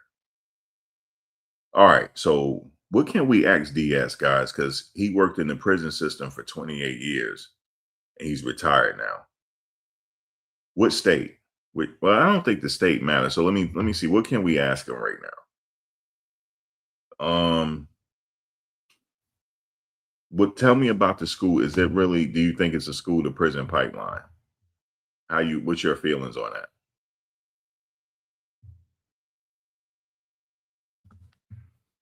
Yeah, Medea she raised a vet. So DS, what do you think about that? Like obviously there's a whole systematic thing to it, right? And I started thinking about it. Prison is a business. And you know, with the Fed system, you got certain places that are privately owned. And you know what they said? You know they mad about Trump, right? You know they mad, right? You know what happened? I don't forgot to tell you guys this. And Trump don't give a damn because he's already president now. He don't give a damn. But they said, well, a lot of people, the recidivism rate is low. I don't know if y'all know this. The recidivism rate is low. And they expect to fill bodies up in those jails, and they haven't done so. So I had a cousin, he's not in the federal system no more. But you know what he told me? He said towards the end of his sentence, the last 6 months, he was on diesel therapy. And I had no idea what he was talking about, my dad. DS, what the hell? What do you mean diesel therapy? He said, I was on diesel therapy. They had me on the Partridge Family bus, and we were going to different federal facilities, and he'll just be parked, stay there, so they could show the investors that they have people in these facilities. And he told me there wasn't really nobody in them. You said when the inmates started looking like your children, you had to go. Well, you did your time, man. You did your service as an officer. You did your service, man. So you're a vet as well. But he told me, he said, bro, he said a lot of these places, they're private. They don't have nobody in them. So we did diesel therapy so they could show the investors that they had bodies in these places. He said a lot of them places not filled up. The recidivism, he said that you have an element of crime in this country, right? Well, it's only a certain percentage of the population that recidivate, right? But the rest of them, you don't have no new criminals coming into the system. It's very little. And they thought with this whole thing with the people getting deported, they can put them people away, but you can't, because you got to take them to trial. You know how much money that's going to cost to take all these people to trial, the ones that have a criminal element to them. It'll take forever. So Trump is just telling them to go back to their country, but they don't have no. They thought that he was going to sign something or put something so we can have more people going to jail. It's not happening. So a lot of these jails, yes, a lot of these jails are overcrowded, but a lot of the federal ones are not. They just sitting there. It's a business, even with the stuff on the canteen, that they have, and people, everything's a business. But I be thinking about this. It is kind of like in certain demographics, it's like that with the education is poor. They want these people to go to prison. They need new bodies.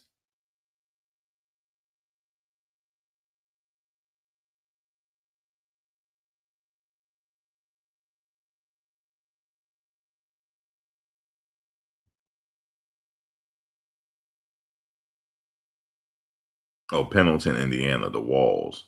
Wow, I heard about that place.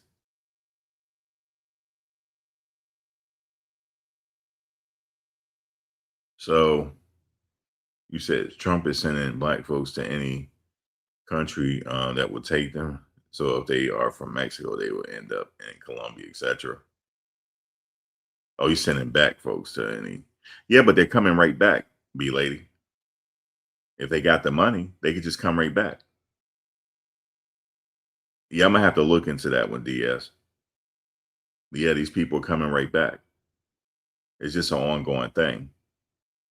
So, see, if you wanted to address immigration, they should have done that a long time ago. They should have addressed the immigration issue in the Reagan administration. This is too late now. It's like it's broken. It's hard to address it, and he only got a couple more years left. He's trying to do everything in 4 years. It takes more than 4 years. So it's just a big mess.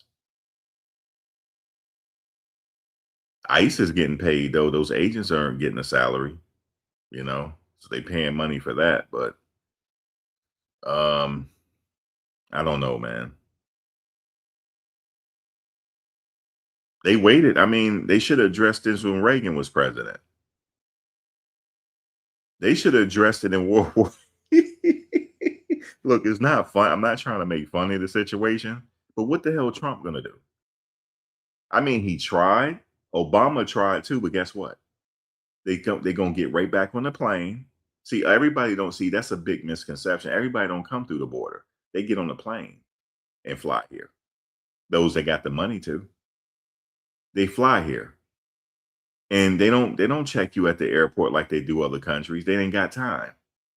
They sit you in immigration for 8 hours. They let you go. Okay? So what are we doing here?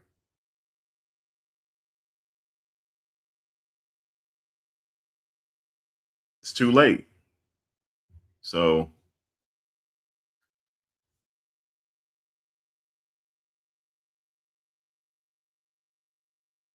now he don't care. You notice that, right? He don't got the UFC stadium. He trying to do a UFC event at the White House. He want to go to the Knicks games. He played golf all day. He tapped out, yo. He's sleeping at meetings. I think he's done. He's mentally, he's done. He's tapped out. He's done. He just turned 80 years old. Ain't nobody tell him to run again. So if he's sitting up there tired, sir, you got to deal with that. Don't sit up here and try to get out now, falling asleep at me so people can kick you out the White House. Oh, no. You're going to do the rest of the term because that's what you signed up for. Don't act like you sitting there. He's doing that on purpose, sitting up there falling asleep on camera. He's doing it on purpose so they can try to get the 20-something amendment on him to get him up out of it. No, sir. No. This is what you signed up for, and you're going to fix this Hormuz situation. That's it. Now he's sitting up there mad with Benjamin Netanyahu now. They beefing. I could have told him to say no because every other president said no. When Reagan became president, they asked him to bomb Iran. He said no. When George Bush Sr. became president, he said no. And matter of fact, they bothered him so much, he put sanctions on Israel. And then Clinton became president. He said no. Bush Jr. became president. He said no. Obama said no. So don't sit up here and try to go to sleep now. No. So he's hilarious. He's sitting up there falling asleep. Max, there's an article online has the latest Carmelo developments. Today, the title is Carmelo Anthony trial updates. The medical examiner testifies Metcalf wound was unsurvivable. Yeah, because he stabbed him in the heart. And he lost blood pressure.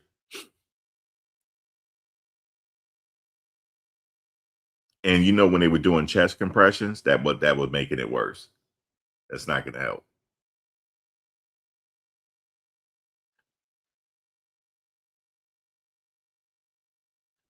You said things would have been a lot different if Trump was elected in 2020. Yep, I read about that wound. Now, when Trump got elected the first time, he didn't think he was going to win. He messed around and won. He didn't think. Did you see his face when they said, "Sir, we believe that you are now the president-elect"? He said, "Are you sure?" You should have saw the look on his face. Like, damn, we actually won this thing. Are you can't be you. He was like, what? Because you know he's not a politician. He's not. He was like, you got to be kidding me. Yeah, you won, sir. He thought Hillary had it. He was like, he looked around. He was like, are you serious? Yes, sir. You are now confirmed as the president-elect. Congratulations. When they said it, congratulations, Mr. President-elect, he kind of looked at Melania and she looked at him like, I told you were going to win. Damn it. I told you. That's how he was looking. He said, fuck it. You know what he said? Let's ride. We riding now. He messed around and won. Is he building that wrestling thing for one? I don't know. Do you see how big it looked? It looks, some people say it looked kind of tacky. It looked crazy, but he don't care. Like, whatever, man. I'm 80, man. If I want to have a USC event at the White House, that's what he's going to do. He's 80.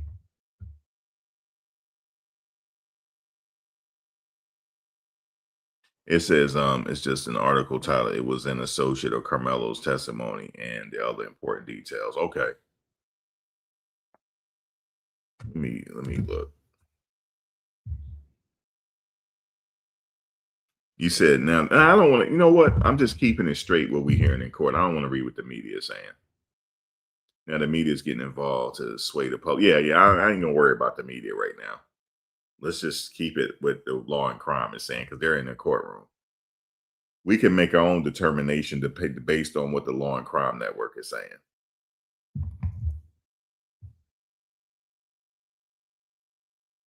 Yeah, it shouldn't be out there, DS. I agree. You said, like I said, hold on, where's your comment? Like I said, Trump is scaring me. Trump got himself into something he can't get out of. Brian, he's sitting up there like, see, the problem is they keep messing with Lebanon. He's telling them to stop. Look, we're trying to get a deal. Stop messing with them. but they keep messing with Lebanon and not listening to him. And he checked out now. He's like, whatever, yo. It's at this point, it's whatever.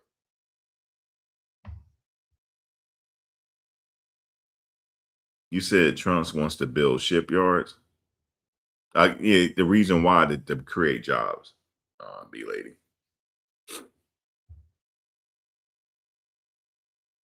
Got to create jobs somehow before he leave. Now he going to the Knicks game Monday. I guess for him, the last time the Knicks were in the playoffs, I mean, the championship was the Warner championship was in 1975. Phil Jackson was playing for the Knicks.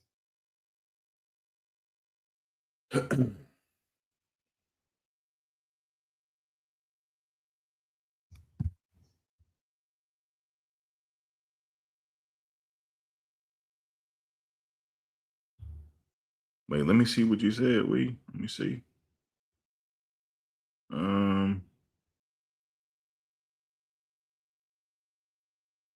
Associate Carmelo's testimony and other important details.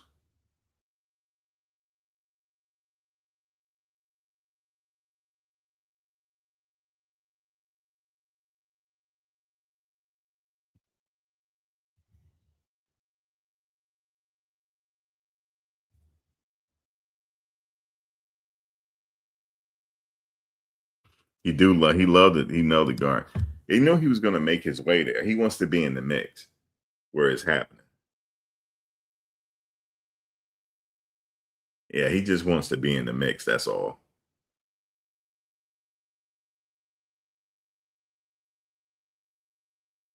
I think people knew he was going to show up anyway.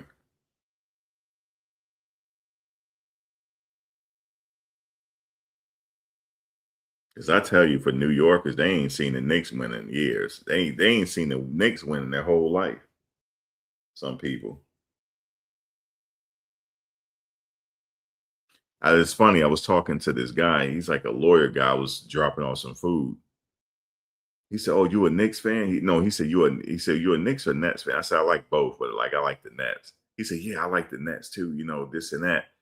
I said, yeah, I've been a Nets fan since, way back in the day, Drazen Petrovic. He didn't even know who that was. He said, yeah, that was years ago. He said, I wasn't even born yet. That was hilarious. He said that. I said, do you remember Sean Bradley? He said, no. I was like, wow, I'm old.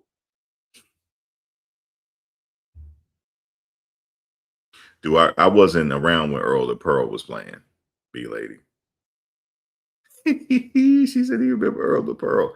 I do remember Earl the Pearl, but I don't remember him playing. You talking about Earl the Pearl Monroe? Nope. You predict Marco Rubio becoming the 48th president of the United States?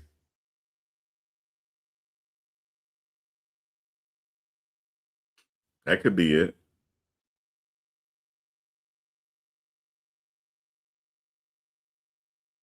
Yeah, I know his history and talent for sure.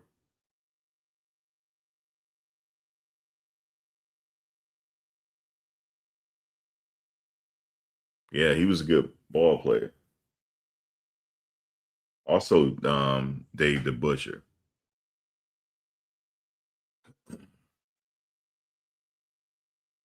You said no, Marco, not it. Max also heard that Trump might invade and take Cuba.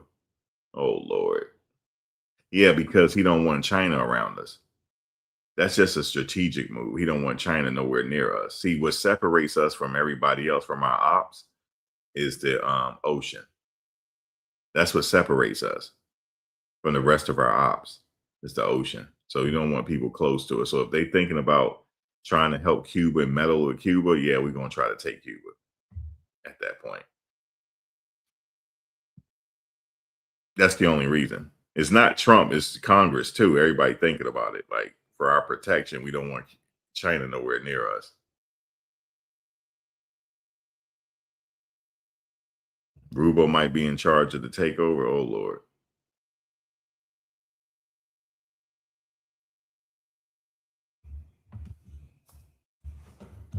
Now, China, they have issues as well, just like everybody else. They having issues in their country as well.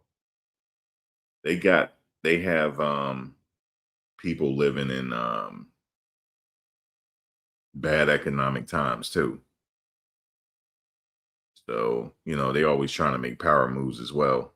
So we'll see what happens. I would like to go there at one point just to experience it.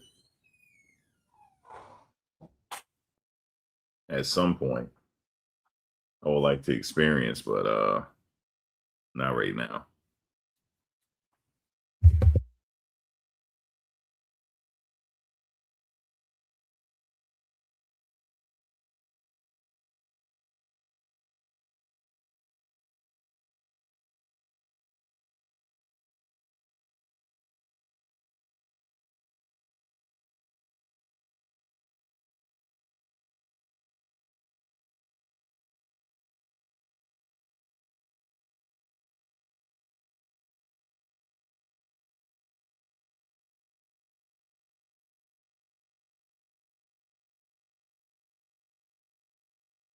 Yeah, so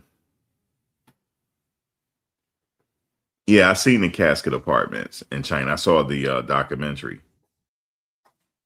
They got casket apartment. They got areas where you just get a bunk bed and you live on the bunk bed. They have that too. Yeah, the tubes. They got these. They worse than the tubes, Ryan. They got like it's like bunk bed living, and you got it's a bunch of people living. You got all your stuff on the bunk bed. You live on that. So they going through their own situation as well. You know, everybody's not doing well. So at Ron, do you have a concert channel? Max, that article got some real spicy trial quotes.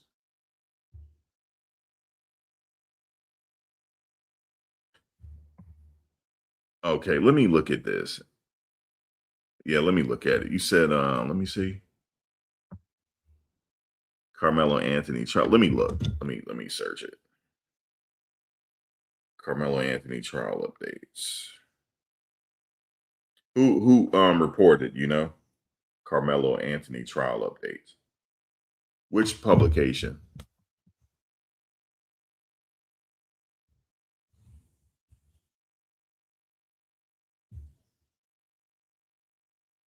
Oh my God, they are really going at Carmelo in the news, bro. They are.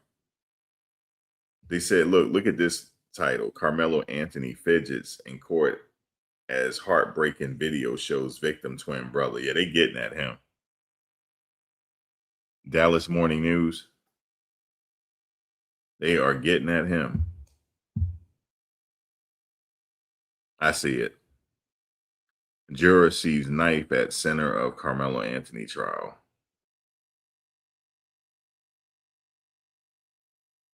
Yeah, the news is not giving him a break.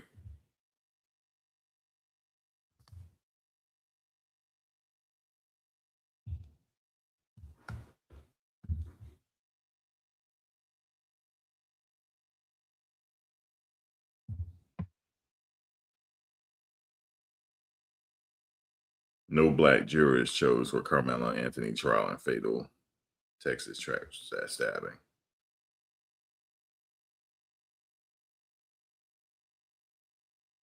You said they're yeah, they farm this for one for weekend clicks, right?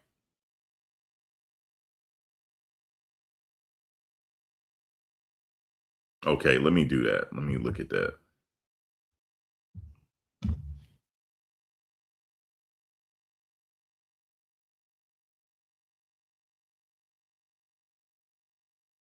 Carmelo Anthony trial updates. Medical examiner testifies Metcalf's wound was unsurvivable.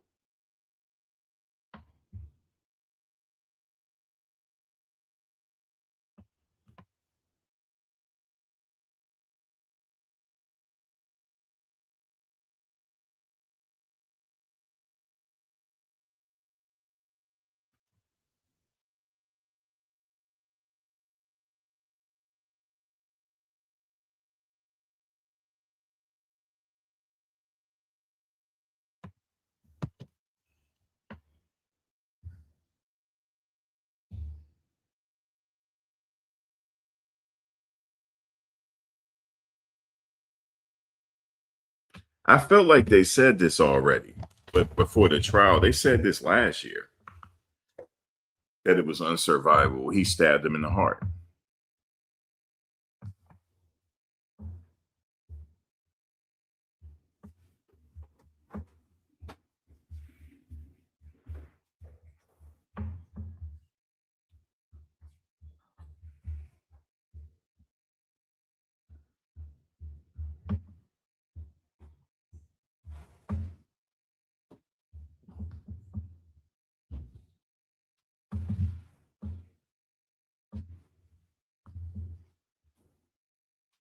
Yep. The medical examiner testifies it was unsurvivable. I can't see it because I need a subscription. They won't let me see they won't let me read it.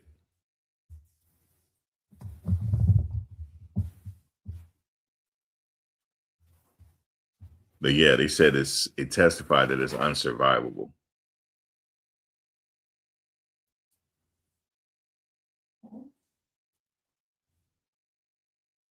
Yeah, the Dallas, I clicked on that. It won't, I need a subscription.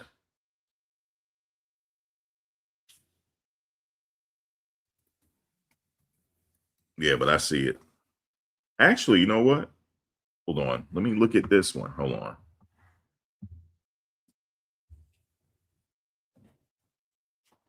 Asking witnesses, are you aware that Centennial is the only team that didn't have a tent that day? Alluding to No, we already listened to that. Let me see if there's something else.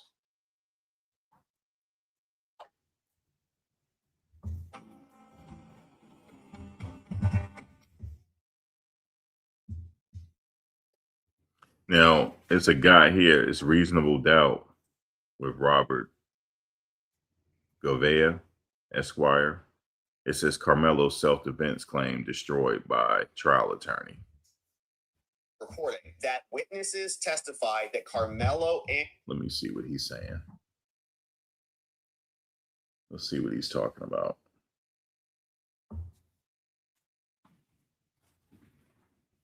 Carmelo Anthony came to the scene and provoked the incident that then resulted in him stabbing Austin Metcalf. And you can't claim self-defense when you provoke the incident that causes your so-called self-defense. We've got the full trial recap. We've got a nice summation here, courtesy of NBC Dallas Fort Worth, which gave us some very nice, extensive updates in text because none of this is being broadcast via audio or by video. And we'll get into the nitty-gritty on exactly how this went down, but here's a quick summary from Brooke Taylor, who said today there were two teens who were under the tent who witnessed the 17-year-old Austin Metcalf, the deceased, being fatally stabbed in the chest. One of the teammates testified the stabbing did not look like self-defense at all and said Carmelo Anthony was the one who provoked it. Here is what this sounded like from outside the courthouse in Texas. Hi, Martha. Well, there are no cameras inside this courtroom, but I could tell you that today one of the key witnesses was a 17-year-old student who was one of Metcalf's athletes and teammates. He was under this tent. He saw it all. So this is going to be really important testimony. He said that he witnessed Anthony walk under the Memorial High School tent, even though Anthony went to a different high school. And that's when 17-year-old Austin Metcalf told Anthony to leave the tent. He testified, quote, "I remember Carmelo refusing to leave and Anthony saying, 'You need to leave,' and Carmelo saying, 'Touch me and find out.'" The prosecutor asked, "Anyone try to gang up on him?" He replied, "No, sir." "Who was provoking?" the prosecutor asked. "Carmelo Anthony," he replied. The witness said, quote, "Austin leans in to push him and Carmelo stabs him." Jurors were also shown body camera footage of Anthony being detained right after the stabbing. He tells the officer, quote, "I'm not alleged, I did it. He put his hands on me. I told him not to." Now, Anthony's defense attorneys argued that he stabbed Metcalf, who was unarmed, in self-defense and out of fear. Meanwhile, Anthony's supporters have long claimed that race is a factor in this case, helping fuel demonstrations. The final jury does not include any black jurors. Prosecutors say this case has nothing to do with race. Meanwhile, we're told inside court right now, we just heard the testimony from a second witness. He was asked by prosecutors, quote, "Did this look like self-defense to you?" He responded, "No, sir." Martha. And a lot more McKinney, on that in the actual trial updates. Prosecution, Your Honor, prosecutor calls Officer Eduardo Cortez. Officer Cortez takes the stand. Yes, I do. Officer Cortez, tell us about your background and experience. He says, I'm a school resource officer. I work with the Frisco Police Department, and I was born and raised in Louisville, and I'm a U.S. Marine veteran. And I started working with the police department in 2016, but before that, I was with the Allen Police. And on the day, I was actually working at Staley Middle School, which is right next to the stadium at the time of the stabbing. There were no police officers inside the stadium at the time, and so I was the closest one there. Did you know Austin Metcalf or the Metcalf twins? Yeah, I did. I knew him. And as soon as I got the phone call about the stabbing on my portable radio, I immediately ran over to the tent. And I got there. I arrived on scene. When I arrived, two students came up to me and they said, Austin's over there. And I saw the tent and I was heading that way, but I also wanted to look for the suspect. So I did. And once I located Carmelo Anthony, I asked him to raise his hands in the air. I said,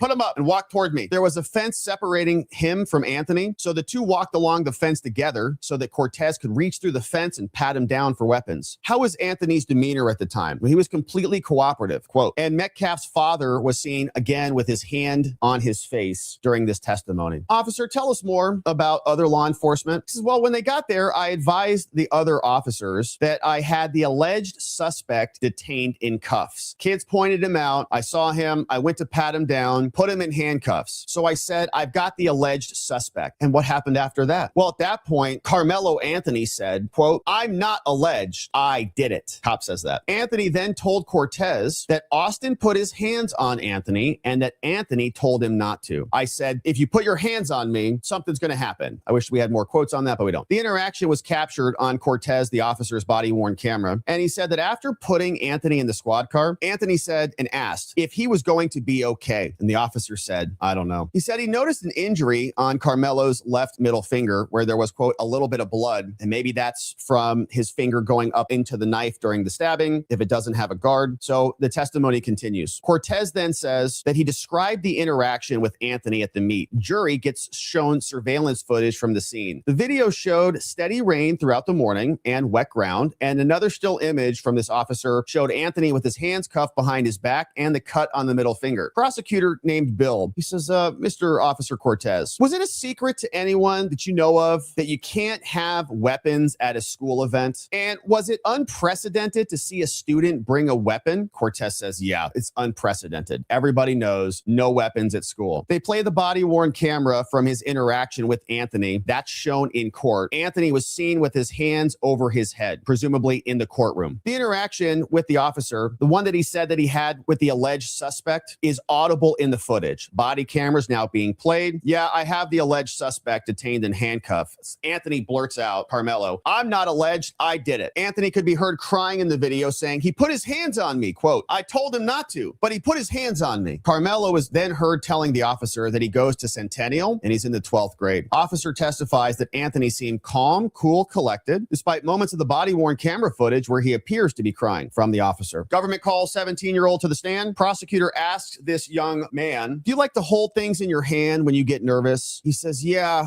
I do actually. He's up there on the stand with a football in his hands. He showed it to the jury. I'm a little nervous. I just got this football in my hands. I'm just, a little freaked out to be here. He explained that he was in the class of 2027 and was preparing to start his senior year at Memorial High School. He said on the day of the stabbing, he was going to run the 800 meter at the track meet. What happened? Well, I left Memorial at 8 a.m. I went to the Staley Field House with Austin and Hunter. There were two other students there, and he named a bunch of people, at least half a dozen other individuals who were under the tent during the track meet. We were all there. We were all running track, and Austin was running the thing, and he explains everything. He then says that Anthony was also under the tent, wearing Centennial gear from the other school and standing with a student identified as Eddie. He said Anthony and Eddie dapped each other up and started talking. Carmelo comes in and is talking to some kid named Eddie. He said the next thing he remembers is people confronting Carmelo Anthony saying, hey man, you probably shouldn't be here. You need to leave our tent. He then told the jury that several team members told Anthony, hey man, you shouldn't be here. This is our tent. And remember from testimony yesterday, these are like locker rooms. So you're not supposed to cross-pollinate across these things. In fact, there are school coaches who are supposed to be there to prevent that from happening. He said Austin Metcalf, who was stabbed, was standing and everyone else was sitting. He recalled the encounter getting more aggressive, saying Anthony refused to leave. Carmelo wouldn't leave and told Austin, touch me and find out. He described both Austin Metcalf and Carmelo Anthony getting angry. He asked the young man, did anyone try to gang up on him? Mob up on him to get him him out of the tent? Asked the prosecutor. No, sir. I mean, if anything, minor pushing at most, and that it lasted maybe 2 minutes. So what? Did Austin Metcalf take the lead in getting him out? He says, yeah, he did. He took the lead, and he said that he took the touch me and find out as Anthony trying to escalate the situation, to try to provoke him into starting a fight. Did Austin start a fight? He said Austin did not want to fight, but Anthony refused to leave. He then testified that Austin leaned in to push Anthony and that Anthony just stabbed him. He said he saw the stabbing, but not the knife, and that the knife came from a backpack in Anthony's lap. According to the witness, Anthony had his hands in the backpack, and everyone thought he was bluffing. He says, touch me and you find out, with his hand in the backpack. 17-year-old said in the moments after the stabbing, Anthony then threw the knife, ran down the bleachers and onto the track. Austin fell down the bleachers onto his back, then got up and leaned against the guardrail where he lifted his shirt. He said his chest was bloody and that he looked scared. He agreed with the prosecution that Hunter was not involved in the incident, the brother, and that no one ganged up on Carmelo Anthony. So what'd you do next? Well, I pulled out my phone and I called 911. They played the 911 call for the jury. Call sounds frantic. Witness can be heard saying, my friend just got stabbed. My friend is bleeding everywhere. Come help. Additional footage is then shown of Carmelo Anthony leaving the scene. He agreed that Carmelo ran quickly at first, then slowed down, then resumed running again, saying that he was trying to be anywhere but where he was, and that he, quote, created a problem. He said, now, young man, do you think that Austin deserved to get stabbed? No. And do you think that Anthony, Carmelo, was the one provoking Austin? And he said, yes, he was. He was the one provoking Austin. Anthony was provoking Austin. During cross-examination, defense comes in. He says that I do remember Carmelo Anthony sitting outside the tent and that the coach had a rule that no other teams were allowed at the tent in general. Tell me more about the pushing. So the 17-year-old once again describes the moment when Metcalf pushed Anthony, saying that it caused Anthony to go backwards. And he explained again that he saw Anthony's movement when he stabbed Metcalf, but you didn't see the knife itself, did you? No, I didn't see it. I just saw the movement. Okay. Now, our friend Savannah Hernandez has been on the scene outside. She's talking to Carmelo Anthony supporters, and we're asked the questions outside. Would you accept the evidence if it shows that Carmelo was not acting in self-defense? And here's what this lady had to say about all that. If evidence does come out that Carmelo was not in fact fighting for his life when he stabbed and killed Austin Metcalf, do you think that the Black community will accept that? If evidence shows that he did not, no, we're going to stand by ours regardless. They stand by theirs. We're going to stand by ours regardless.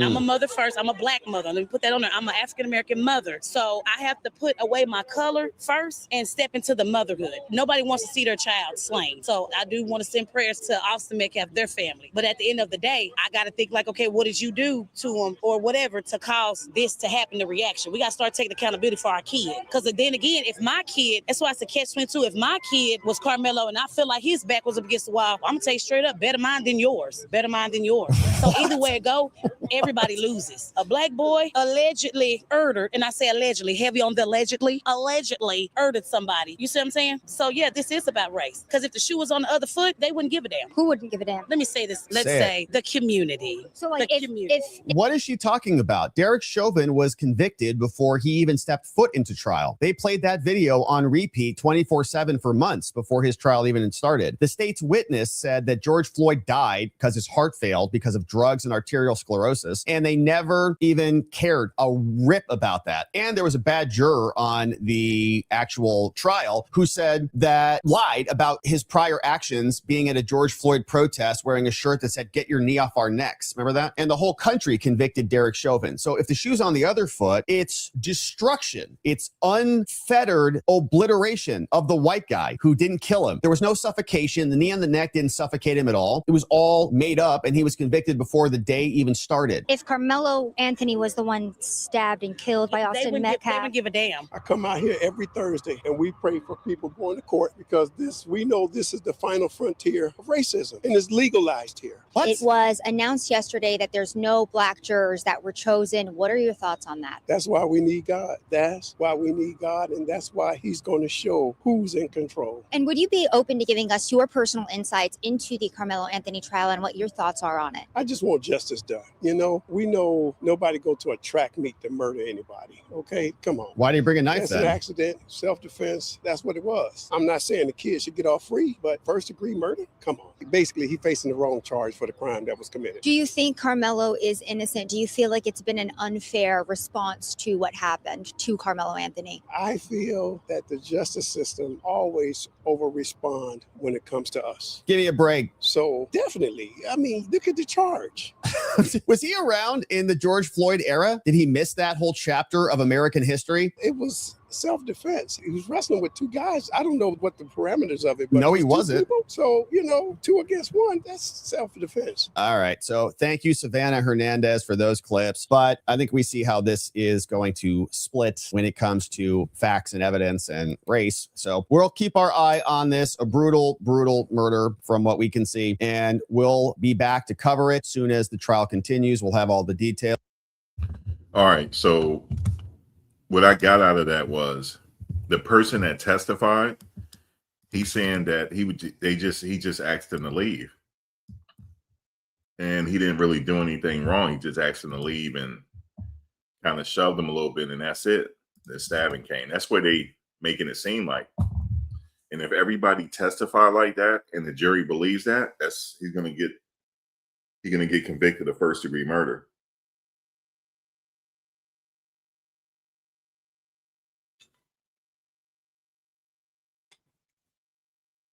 If that story holds up with the jury, that's first-degree murder.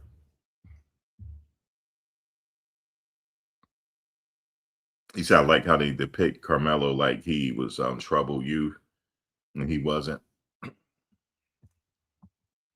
It don't look good if the jury believes the people that's testifying.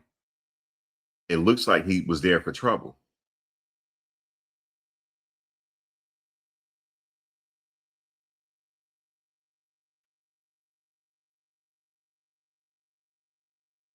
No, Austin, they said Austin fell back after he got stabbed.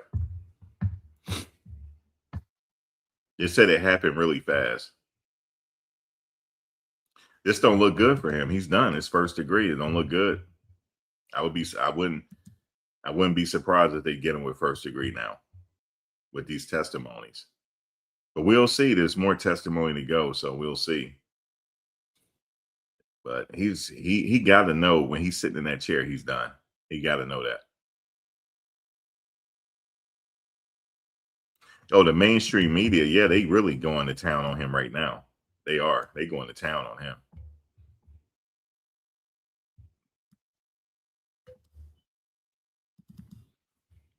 They are going to town on him right now. Max, all of you testified and went to the high school that knew Austin. They saw the stabbing and are traumatized. I can't believe the radio station would be on a racist slanted exchange. That's the media trying to get clicks. But if the jury believes the people that's testifying, he's cooked. That's the only thing I can tell you. He is cooked. But I'll be back with a part 2, guys. I'm going to go chill for a little bit, go outside for a little bit, and go from there. But I will be back a little bit later because I want to talk about the Guthrie case and see what's up with that and some other cases going on.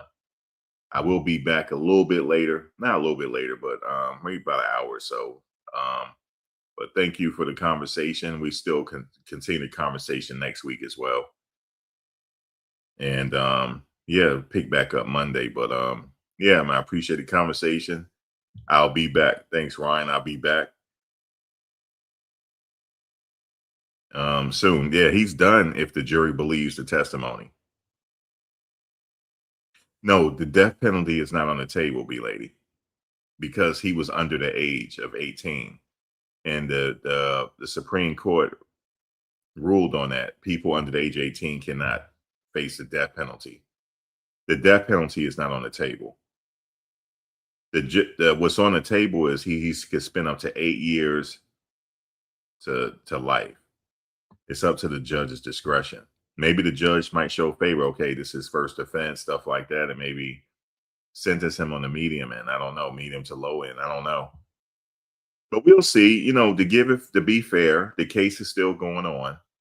So we're gonna see how the jury feels here. You know what I mean? We have to wait for the jury to see. What if they are deadlocked? You know, they could be deadlocked. They may not come up with a decision. We'll see. Or they might. But we just have to put it all out there. I'll be back a little later, guys. We'll probably continue this conversation again. The thing is, you don't put hands on someone, right? You keep your hands to yourself. But B lady, I said with people, you don't know what's in people's minds. You know?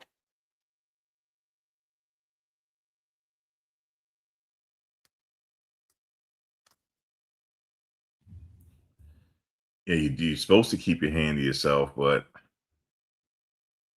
you know how teenagers are.